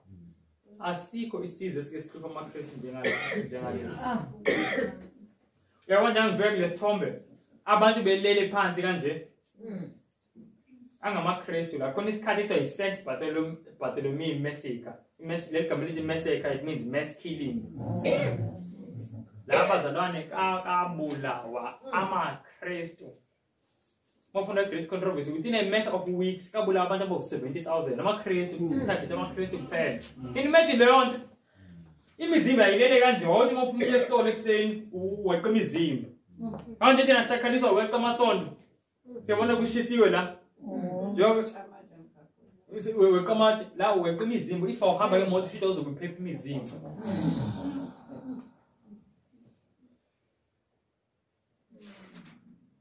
crucifying Christ so saying ukuthi every point uNkulunkulu ayibekile like Revelation chapter 11 yenzeke exactly so this is speaking about France during his French Revolution now njengoba sovala zalani ngizokugcina funa ukuveza history of France nizozibonela ngamehlo hayi ngokuzwa ngami ngifuna nizobona ngamehlo ukuthi lento ezenzekelayo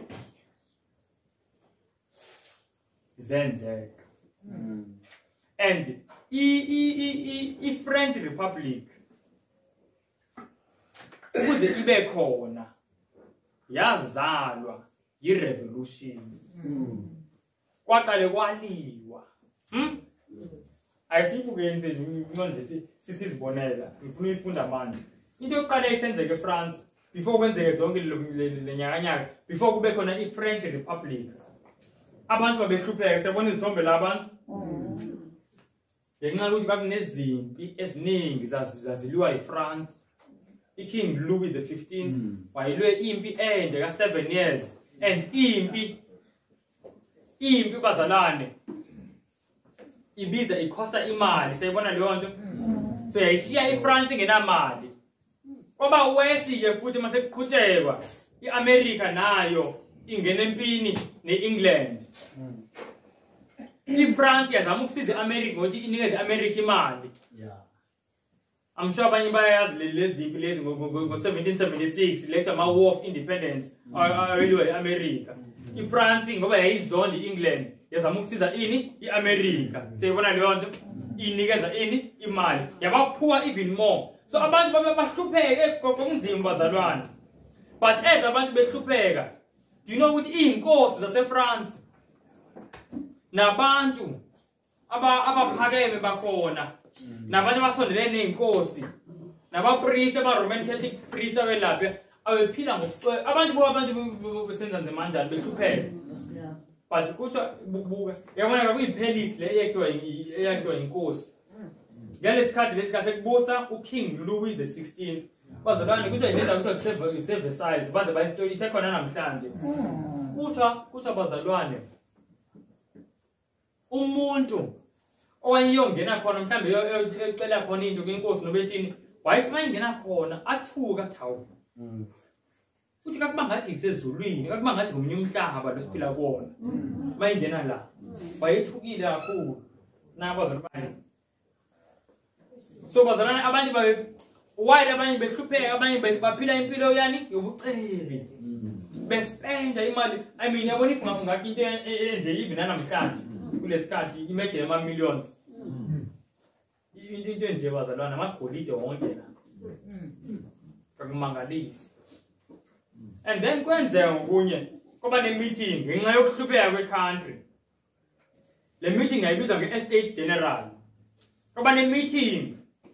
Inkosi yabiza i-meeting ebingakazi ibizwe for the past 175 years. Yabiza i-meeting, kule meeting ibiza abantu abahlobene nenkosi, and then ibiza futhi nabapriesti, and then ibiza the common people. The common people bona bayibaningi. Millions. La abanye bayibancane nje just 100 and something thousand. Siyabona leyo. And inkosi into ayifuna ukuyenza ukuze imali iphinde ibe khona eFrance. Yayifuna ukukhuphula ama-taxes wabantu. Even though abantu sebehlupheka nje sengizima ukuthola isinkwa. And inkosi nabapristi babengathexwa nhlobo. Kodwa ibona babedla the most money.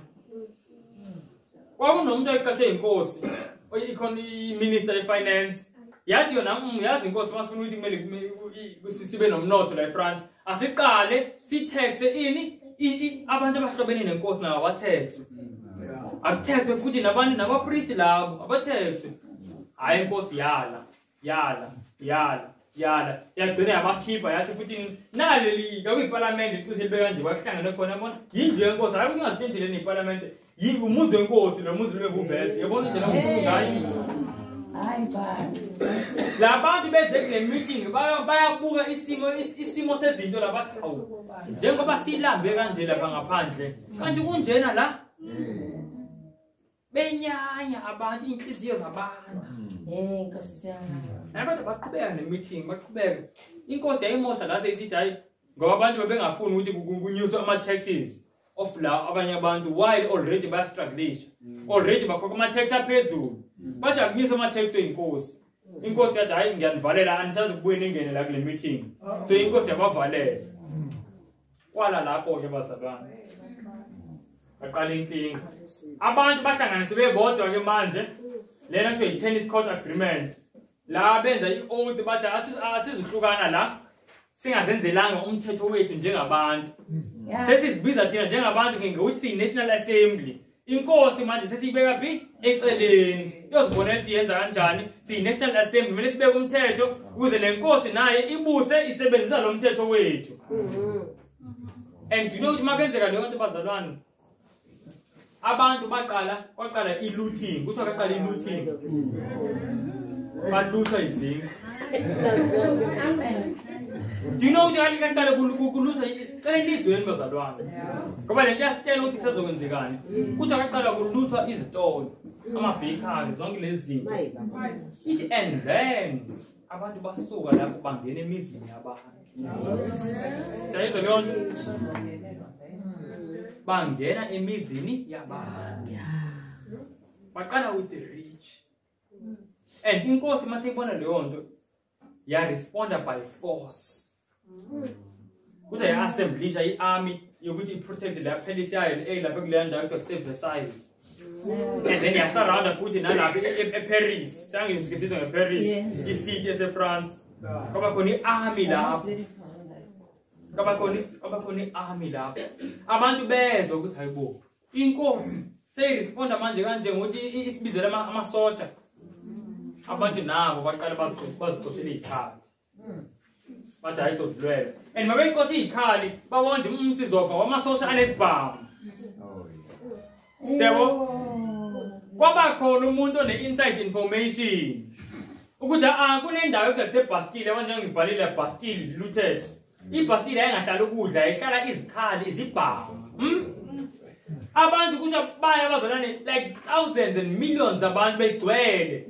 Amasosha wegadele indawo leBastille ngokuthi iBastille prison adubula ncama abanye bebane yebo abanye bebesifa kodwa hayi babengeba waqedwa ebaningi kakhulu. Bangena abantu bathatha isibhamu basuka inhleke. Abantu phela baningi ukudlula amasosha. Yes. Abantu bathola isibhamu baqonda la. And then ndawo ukuthi bayigcina yonke. Oqala lapho ekwazana ukonakala. Oqala lapho ukonakala. Abantu sebeyazilwela.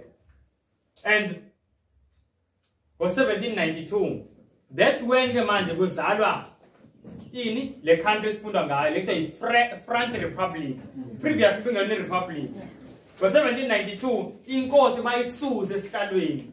Okwamanje babesalwa nayo inkosi belelwa ukuthi inkosi kumele ibuse ngomthetho sizoyinikeza umthetho zobusa ngawo but manje ngo-1792 bathi asisayifuni inkosi yagcina seyibulawa the following year ngo-1793 ba-inventwa lo mshini ukuthi yigalothini amsosike sizwe ngegalothini nquma amakhanda wabantu yabulawa inkosi kangenqunye ikhanda and la bazalwane kakuzalwa ngo-1792 kakuzalwa this beast ekhulunywa ngayo ekuthiwa izalwe kuphi kwalasha siyayibona leyo nto so siyayibona ukuze izalwe kakumele kale kube khona ini overturning yezinto upside down yonke into riot after riot after riot and before kufike lesikhathi leso kuchitheka kwegazi kaqale kuphucwa ukudla kuyaluthwa ukuthi abantu babengasantshontshe yabona umuntu angene ebusuku kuthiwa yi-break-in babengena uhleli kwakho bathathe TV bathathe kwani manje ngaba yisicebi silambe kanje kanjani ngaba yisicebi kanjani silambe kanje bangeni bathathe yonke into and out of those riots eziningi then kwazalwa the beast ekhulunywa ngayo kwi-Revelation chapter 11 izalwe kalasha but thina sesiyabona ulasha yini ulasha it's when abantu they are going against umbuso the government bayalwa futhi it's not normal strikes looting thina singazitshenji nje eqale manje thina siyibona manje angisho kanti siyayibona manje history ukuthi yenzeke and siyabona ama-state wayo baqale beluthe iy'tolo njengoba kuluthe iy'tolo and I can tell you bazalwane I can tell you the truth njengoba ngibatshela nasekhaya ingeyenzeki noyenzeka le nto ukuthi abantu basazongena emizini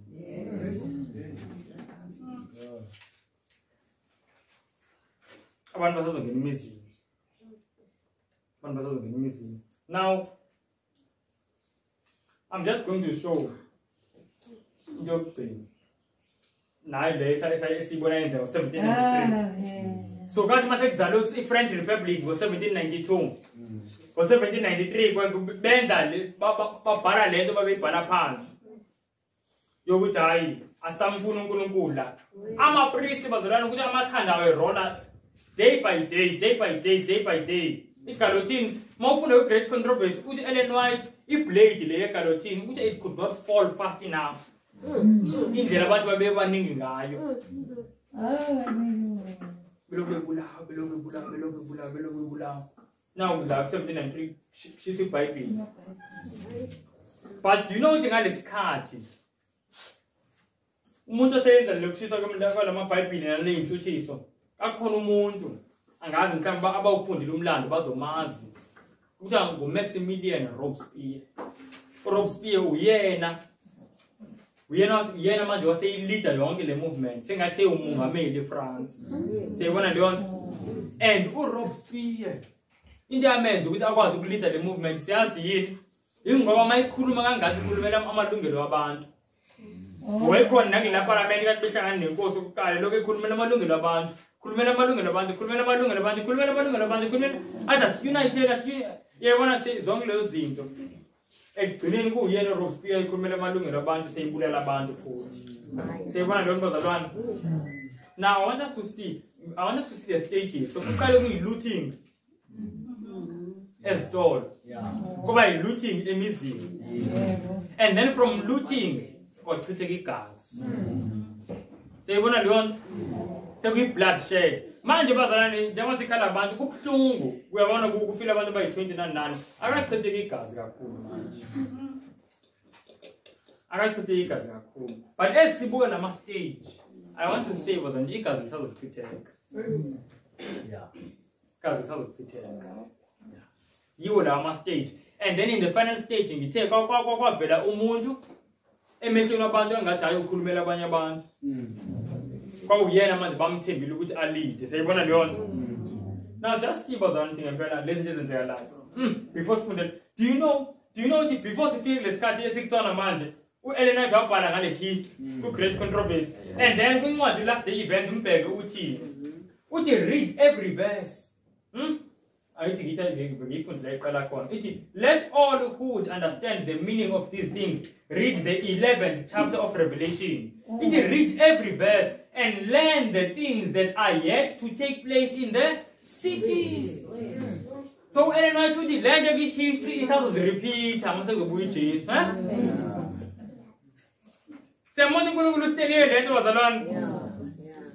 but you know, it's either asifundanga noma asikholwanga. But God told us let us repeat. So if actually ngempela bese ngabantu abalikholwayo izwi kaNkulunkulu ezilikhuluma besiyothatha iFrench Revolution siyifunde history yayo and then sithi yazi lento bazalana lento ebhalwe la eyenzeka isazophindeka futhi. So lento bengezi isithuso lento eyenzekalayo. Ibizositshela ukuthi manje ukuphiliswa kwesilo sekusondela.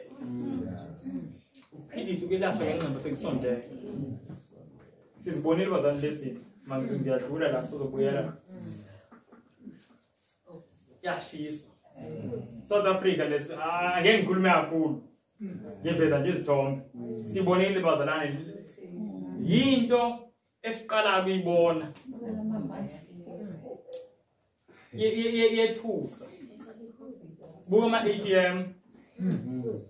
Ama-ATM khona bezama ukuthatha ama-ATM. Seyibona leyo nto. But you know bazalwane lento ayenzeki la South Africa kuphela. Oh, before ngiveze elinye country, yasithanda le slide. Siyakhumbula eFrance ukuthi benzani mabeze ukuthi inkosi assemblishe amasosha ba-attack le ndawo eTelisbam. Babefuna ama-weapons. Do you know that during your protest, kukhona la bazame ukungena kwi-gun store abantu babathola isibhamu. Angazi ngiyabona i-NCA lo. Nami ngibona khona i-NCA ngathuka ngithi ha lento yenzeka exactly. Nyamalele ney'nhlamvu. Inhlamvu akade ilethela amasosha. So nazi njengoba mhlawumbe njengoba ukhuluma nami ngiyabona ukuthi hayi. And Lana, when they were attacking a gun store, they were not successful. But fears is card when they will be successful. And was because of the in there was two. Because all man then by in there is a bambile. Couldn't bambile move, so couldn't go successful. You know that? Because man, my conjoined against Pam, I glue with the Sunday, or the Banas Pam. Can you imagine if la band banding and but to his Pam?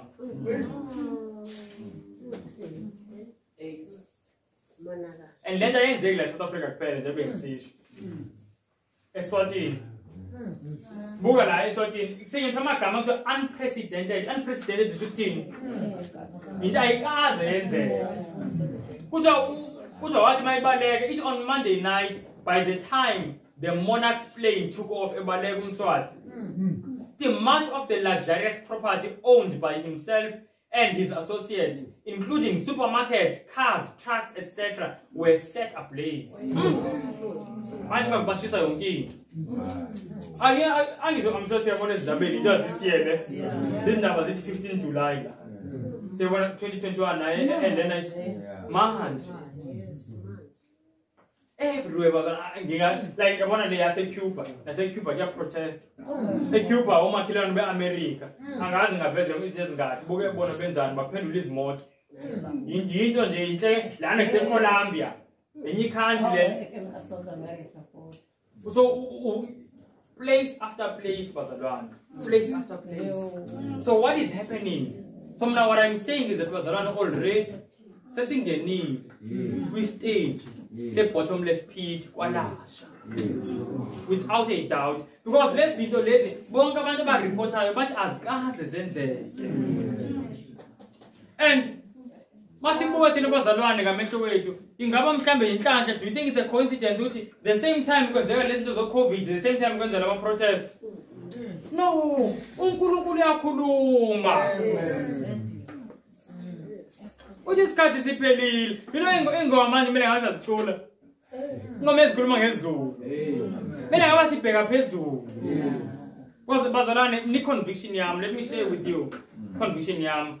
Ngiyakholwa ukuthi lesizulwane esikusona isizulwane sokugcina. Ngiyakholwa lo ngempela. into Jesu sombone sehla ngamawo. That's why preparation yethu bazalwane kumele ibe serious ke. Singadlali ke izinto ezingcwele. Yeah. Singadlali into ezingcwele. Athi sivaleni la. Ya ngizodlula lena. Ngizodlula yes. Lena ngiveze nje ukuthi nase America last year sayibona same thing. Sakumla last year America but Black Lives Matter their movement. Yes. Everywhere same thing. Now let's see ukuthi izofika kanjani Sunday lo uphawu lesilo and thina njengamasala esibuka ukuthi sizothini sizohlaseleka kanjani. Kuthiwa ngifunda great controversy page 589. It in accidents and calamities by sea and by land, in great conflagrations, in fierce tornadoes and terrific hailstorms, in tempests, floods, cyclones. Do you know as Sikuluma, Germany is almost underwater? Yes. Underwater. Europe. It's like a countries are money. And but he flood the bangazi by born. uNkulunkulu mayenza abantu abareporta izindaba bashamazwe kanjalo bathi siyaqala ukubonisa bonke bashintshe yodwa kumele wazi ukuthi isikhathi siphelile. And kuthi lana in floods in zonke lezi cyclones, tidal waves and earthquakes besinayo manje la isithusi ledembe nota ngishakhumbula in every place and in 1,000 forms Satan is exercising his power. He sweeps away the ripening harvest, and famine and distress follow. He imparts to the air, He imparts to the air a deadly taint, and thousands perish by the pestilence. These visitations are to become more and more frequent and disastrous. And then the great deceiver, and then the great deceiver will persuade men that those who serve God are causing these evils. How? Kanjani? Through Pope. The class that have provoked the displeasure of heaven will charge all their troubles upon those whose obedience to God's commandments is a perpetual reproof to transgressors. It will be declared that men are offending God by the violation of the Sunday Sabbath.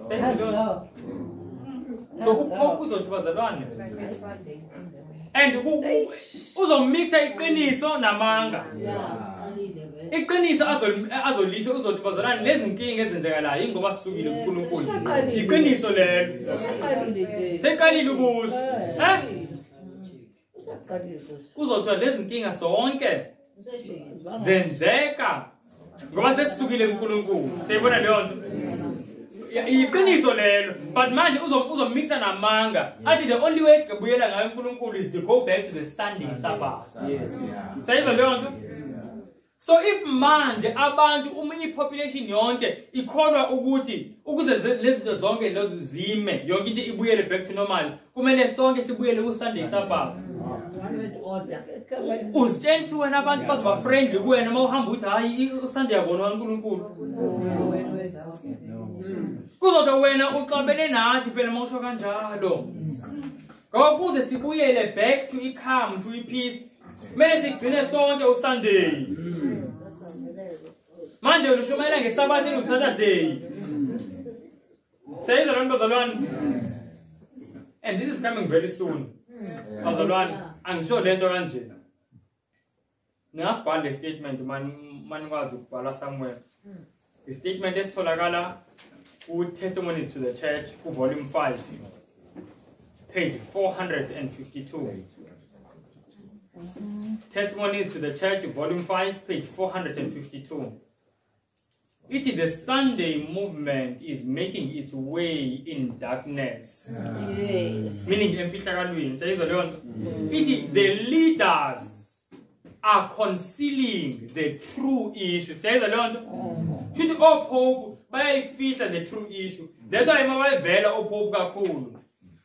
Uyobeza lapho nalapho na into abazibhalile bethi Sunday, but mabavela kakhulu abathi Sunday. bathi inkinga kumele siyilungise i-climate change kumele siyilungise ukuxabana kwezizwe siyibona leyo nto so kuthi isho kanjani umprofeti kaNkulunkulu uthi they are hiding the true issue bayayifihla the true issue siyibona leyo nto so sengisho don't expect ukuthi njalo makusukuma iphupho uzokuthi Sunday lo he is hiding the true issue isho kanjani inspiration manje kunamasabatha angayiboni leyo nto ukuthi he is hiding the true issue therefore mabengamuzwa ethi Sunday lo njalo bathi hayi akuna Sunday lo ezayo ngithi usathana mayizohlasela la ulokesho njalo ngehlasela ukubamba songasalindelanga sayizona bazalwane notice this statement sakhe notice the statement sayipo uthi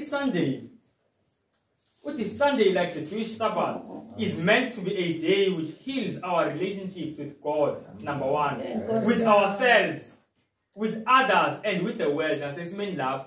Sunday heals the relationships with uNkulunkulu, with ourselves, and with the whole world.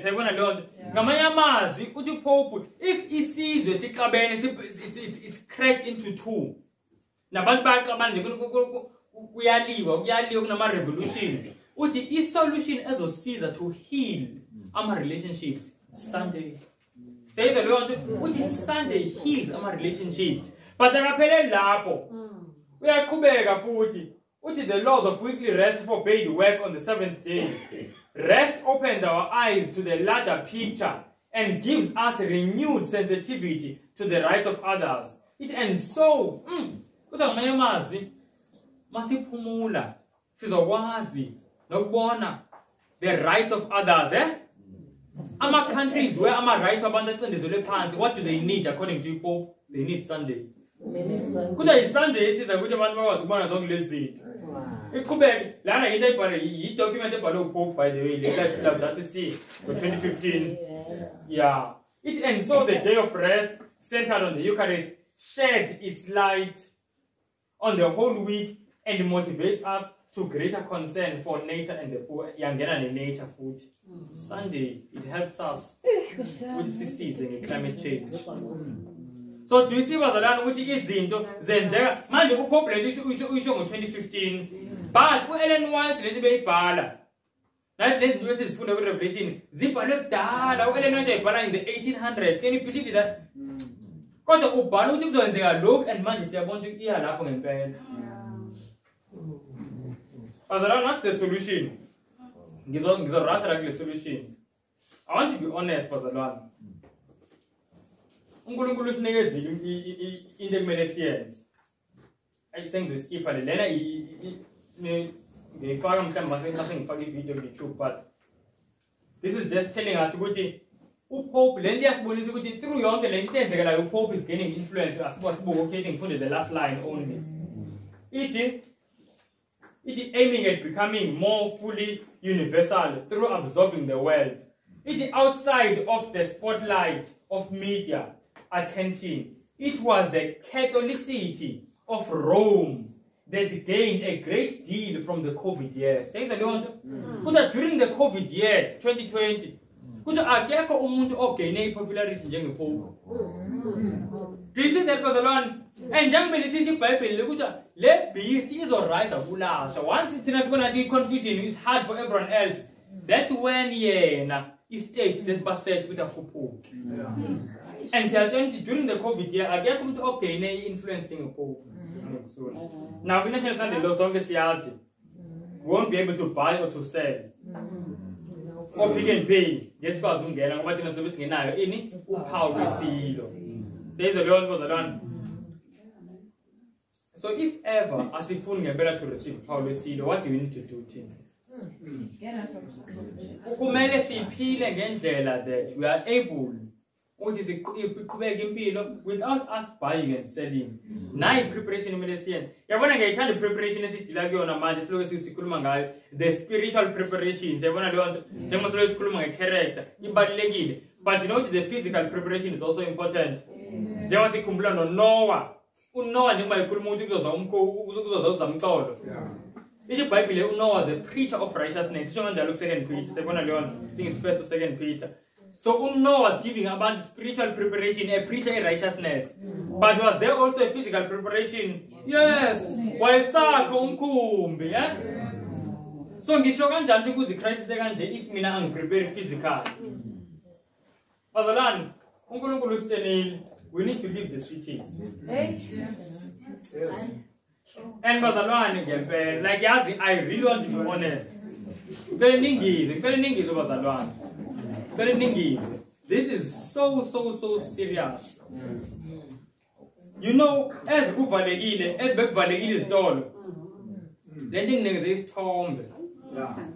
Lokuthi when things happen, just like COVID in the lockdown, even iyanthusa nje, inthatha ningalindele. It takes you completely off guard. And I'm telling you, this time, yes, Sunday law, as a figure, is going to find us off guard. Unless we prepare. Let us prepare, guys. I will ask you, Elijah. Do you know I'm Elijah? And Elijah for no Jezebel, for no Mulal. I have no Jezebel, for a little Bible, but I'm for a 1,000 bomb told. But the Benz, I'm a course of the down a phone, the good I gave Elijah, and I'm a course of phone at I. Elijah gave Koda. And the feature in Kosia Masu, then Babang bomb told. But I'm feature Ranja. I'm telling Elijah, I'm in the meeting. Elijah, why allow Kunukul at a higher call? Say when I do. So, I'm telling Tagay, but I'm telling Taha, I'm full in the cherry. Second bull? Yes. Warm alone full. Yeah. What you have here is a affair. Says the so when Peter and Johnny go with Amjan Tagayi. No good Elijah Lale. If I like joining if I like joining a Lale, of Fitlex, I have a Fitlex Elijah Lale. So say as James of Fitlex sing a Lale. Say the numbers are done. It is the time is fast coming when the controlling power of the labor unions will be very oppressive. Again and again, the Lord has instructed that our people are to take their families away from the cities in the country, Emakaya, where they can raise their own provisions. Because in the future, the problem of buying and selling will be a very serious one. And Ubana in the labor unions, I want to pause here. There's something I want to say. When I start in the last year, Bonisa and Gasenza, but that's the English, and Namanja again, the same thing comes back. Do you know as a band will be Sevens? It is when they in. Must strikes. Yeah. Must strikes a pay a band with Sevens. And do Mamma think Mom Savile will see you. Asking a jail was a one about to cash. Imani Aiko. No to Ulime. Thousands and thousands of people. Baby and the one make. Mind they just went over the port. And Jangma Imaling Echo. No more mail will cut up put another macrant. Do you think people are just going to see what song is under? When they got in Ulasha, the workplace speech. Without a doubt. And Bazaran sisters of Bonama shut down Anzima. Not a lockdown. A lockdown is when I was moving, this one is moving. But this shutdown is when I was not moved. Do you know what France? The Scottish Revolution. Baby low kill everywhere. Who's the Bible in course? Yes, when the Gandan, yes, I'm escape. In course, Leo, King Louis XVI. And in what I said, look, but be valid in the wind, because we shut down. Bamba. We say, what you know, but I was chasing a one bar. And again. What fellow team. So, Bazalane, let us get out of the cities into rural districts. Get out of the cities into rural districts where the houses are not crowded closely together. And where you will be free from the interference of enemies. So, the two things. Is it a military? So the last minute, I'm saying, Makai Eastern Cape, what I'm telling about in a car, and Lama Kaya, so one of my car. That is Sakila, Exekaya, Pinabo Musla, so it's on the Lena. But Uncle stay. And I've learned was a learning a better by experience ezinye izinto bengizitshela hayi le into life into engenandaba, but I've learned by experience uNkulunkulu ngimlalele exactly as he speaks. Mayithi ezingasondelani izinto azingasondelani uyazi yena, even if angazi mina yena uyazi. Sasiphumela emadolobheni abanye bazobuza ukuthi masiphuma emadolobheni ubani ovangela emadolobheni basho kanjalo abantu asizweni uNkulunkulu uthini. Ithi the cities are to be worked from outposts. It is said the messenger of God, shall not the cities be warned? It is yes, not by God's people living in them, but by their visiting them to warn them of what is coming upon the earth. So in order for us to warn the city, we don't have to be in the city. And if because in the sky, you understand about my example of my name, or Enoch. Oh, John the Baptist. When I started to look at I can't go when you see John. I can't go on the condition that's what we do. Young the Lord for years, this is so dumb. Why I end the anger started parrot so dumb. Yeah, one of my God, I go home the mark. Not even a single family member has sinned. And you can't live in Barcelona. It's not only for in situation, but also it's a season of spiritual preparation for character development. As is Country Living, page 13. There is not one family in 100 who will be improved physically, mentally, or spiritually by residing in the city. Faith, hope, love, happiness can far better be gained in retired places where there are fields and hills and trees. And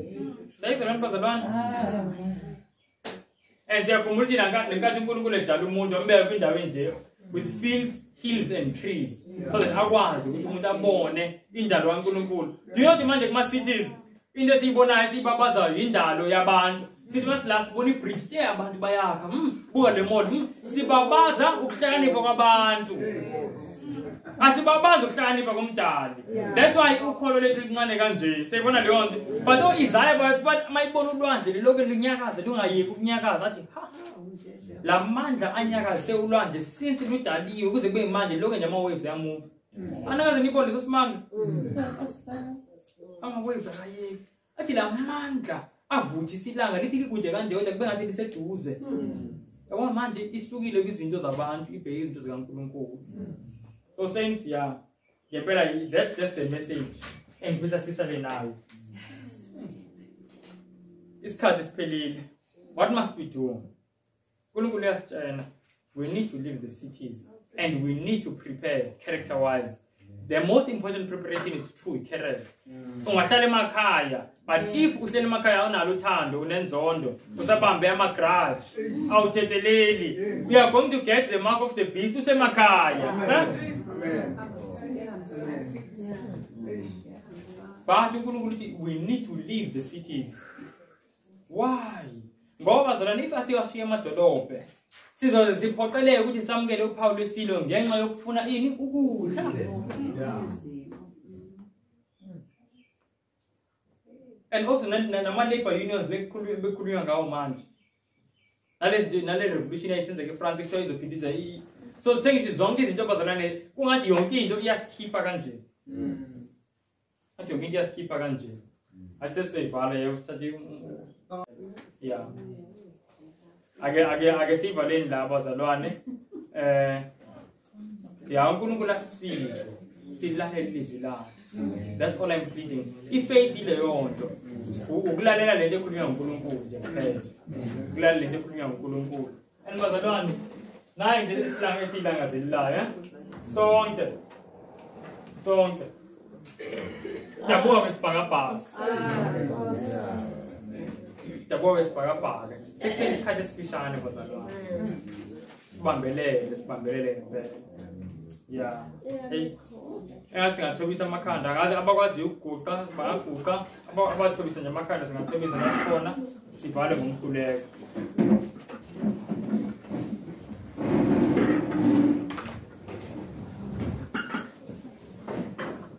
Bona manje boyingcwele siyakulela kakhulu Nkosi.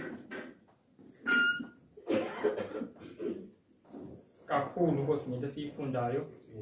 Sibulela ilizwi lakho elibonayo Nkosi ekujuleni kwamaxesha. Elibona phambili Nkosi into ezingekenzeki. Bese Nkosi usixelele singabantwana bakho. Oh Nkosi, we are so unworthy nokuthi sizazi izinto ezinje. Siyaxolisa kakhulu Nkosi njeke bandla lakho ukuthi ezinye izinto Nkosi we have ignored them. Siye sazibona nje ngosazishiya eqaleni, especially ngoba Nkosi akukho lula ukuzenza. But now Nkosi as amaxesha esondela, which need the exact things which we have ignored Nkosi. Please Father, help us. Ilizwi lakho Nkosi lithi you did not spare your own son. And lithi Nkosi, if you did not spare your own son, then you will be able to give us all things through him Nkosi. All things esizicelayo. Ngabanzima Nkosi for many of us to live comfort zone Nkosi indawo besisiqhelile ukuhlala kuzo. But Nkosi kutsho wena ukuthi we must live. Help us to be like Elijah. Simamele ilizwi lakho Nkosi. Please Father. Siyacela more than anything else Nkosi ukuthi isono silahlekelwe ngamandla. Oh Father, siyacela izinto esibambele kuzo thina sisonke Nkosi abale, help us not to play games with you Father. Sihlukane nje nesono and asinawo amandla thina, amandla segazini, amandla uYesu. And it is for that power Nkosi that you are praying and begging now. Please Heavenly Father, we thank you kakhulu ngomthandazo wethu, and siyacela Nkosi that izinto esizifundile zingaphumi engqondweni, zihlale Nkosi sizicinge, sizi-understand, sizi-apply. We ask only in the name of Jesus Christ. Amen. Amen.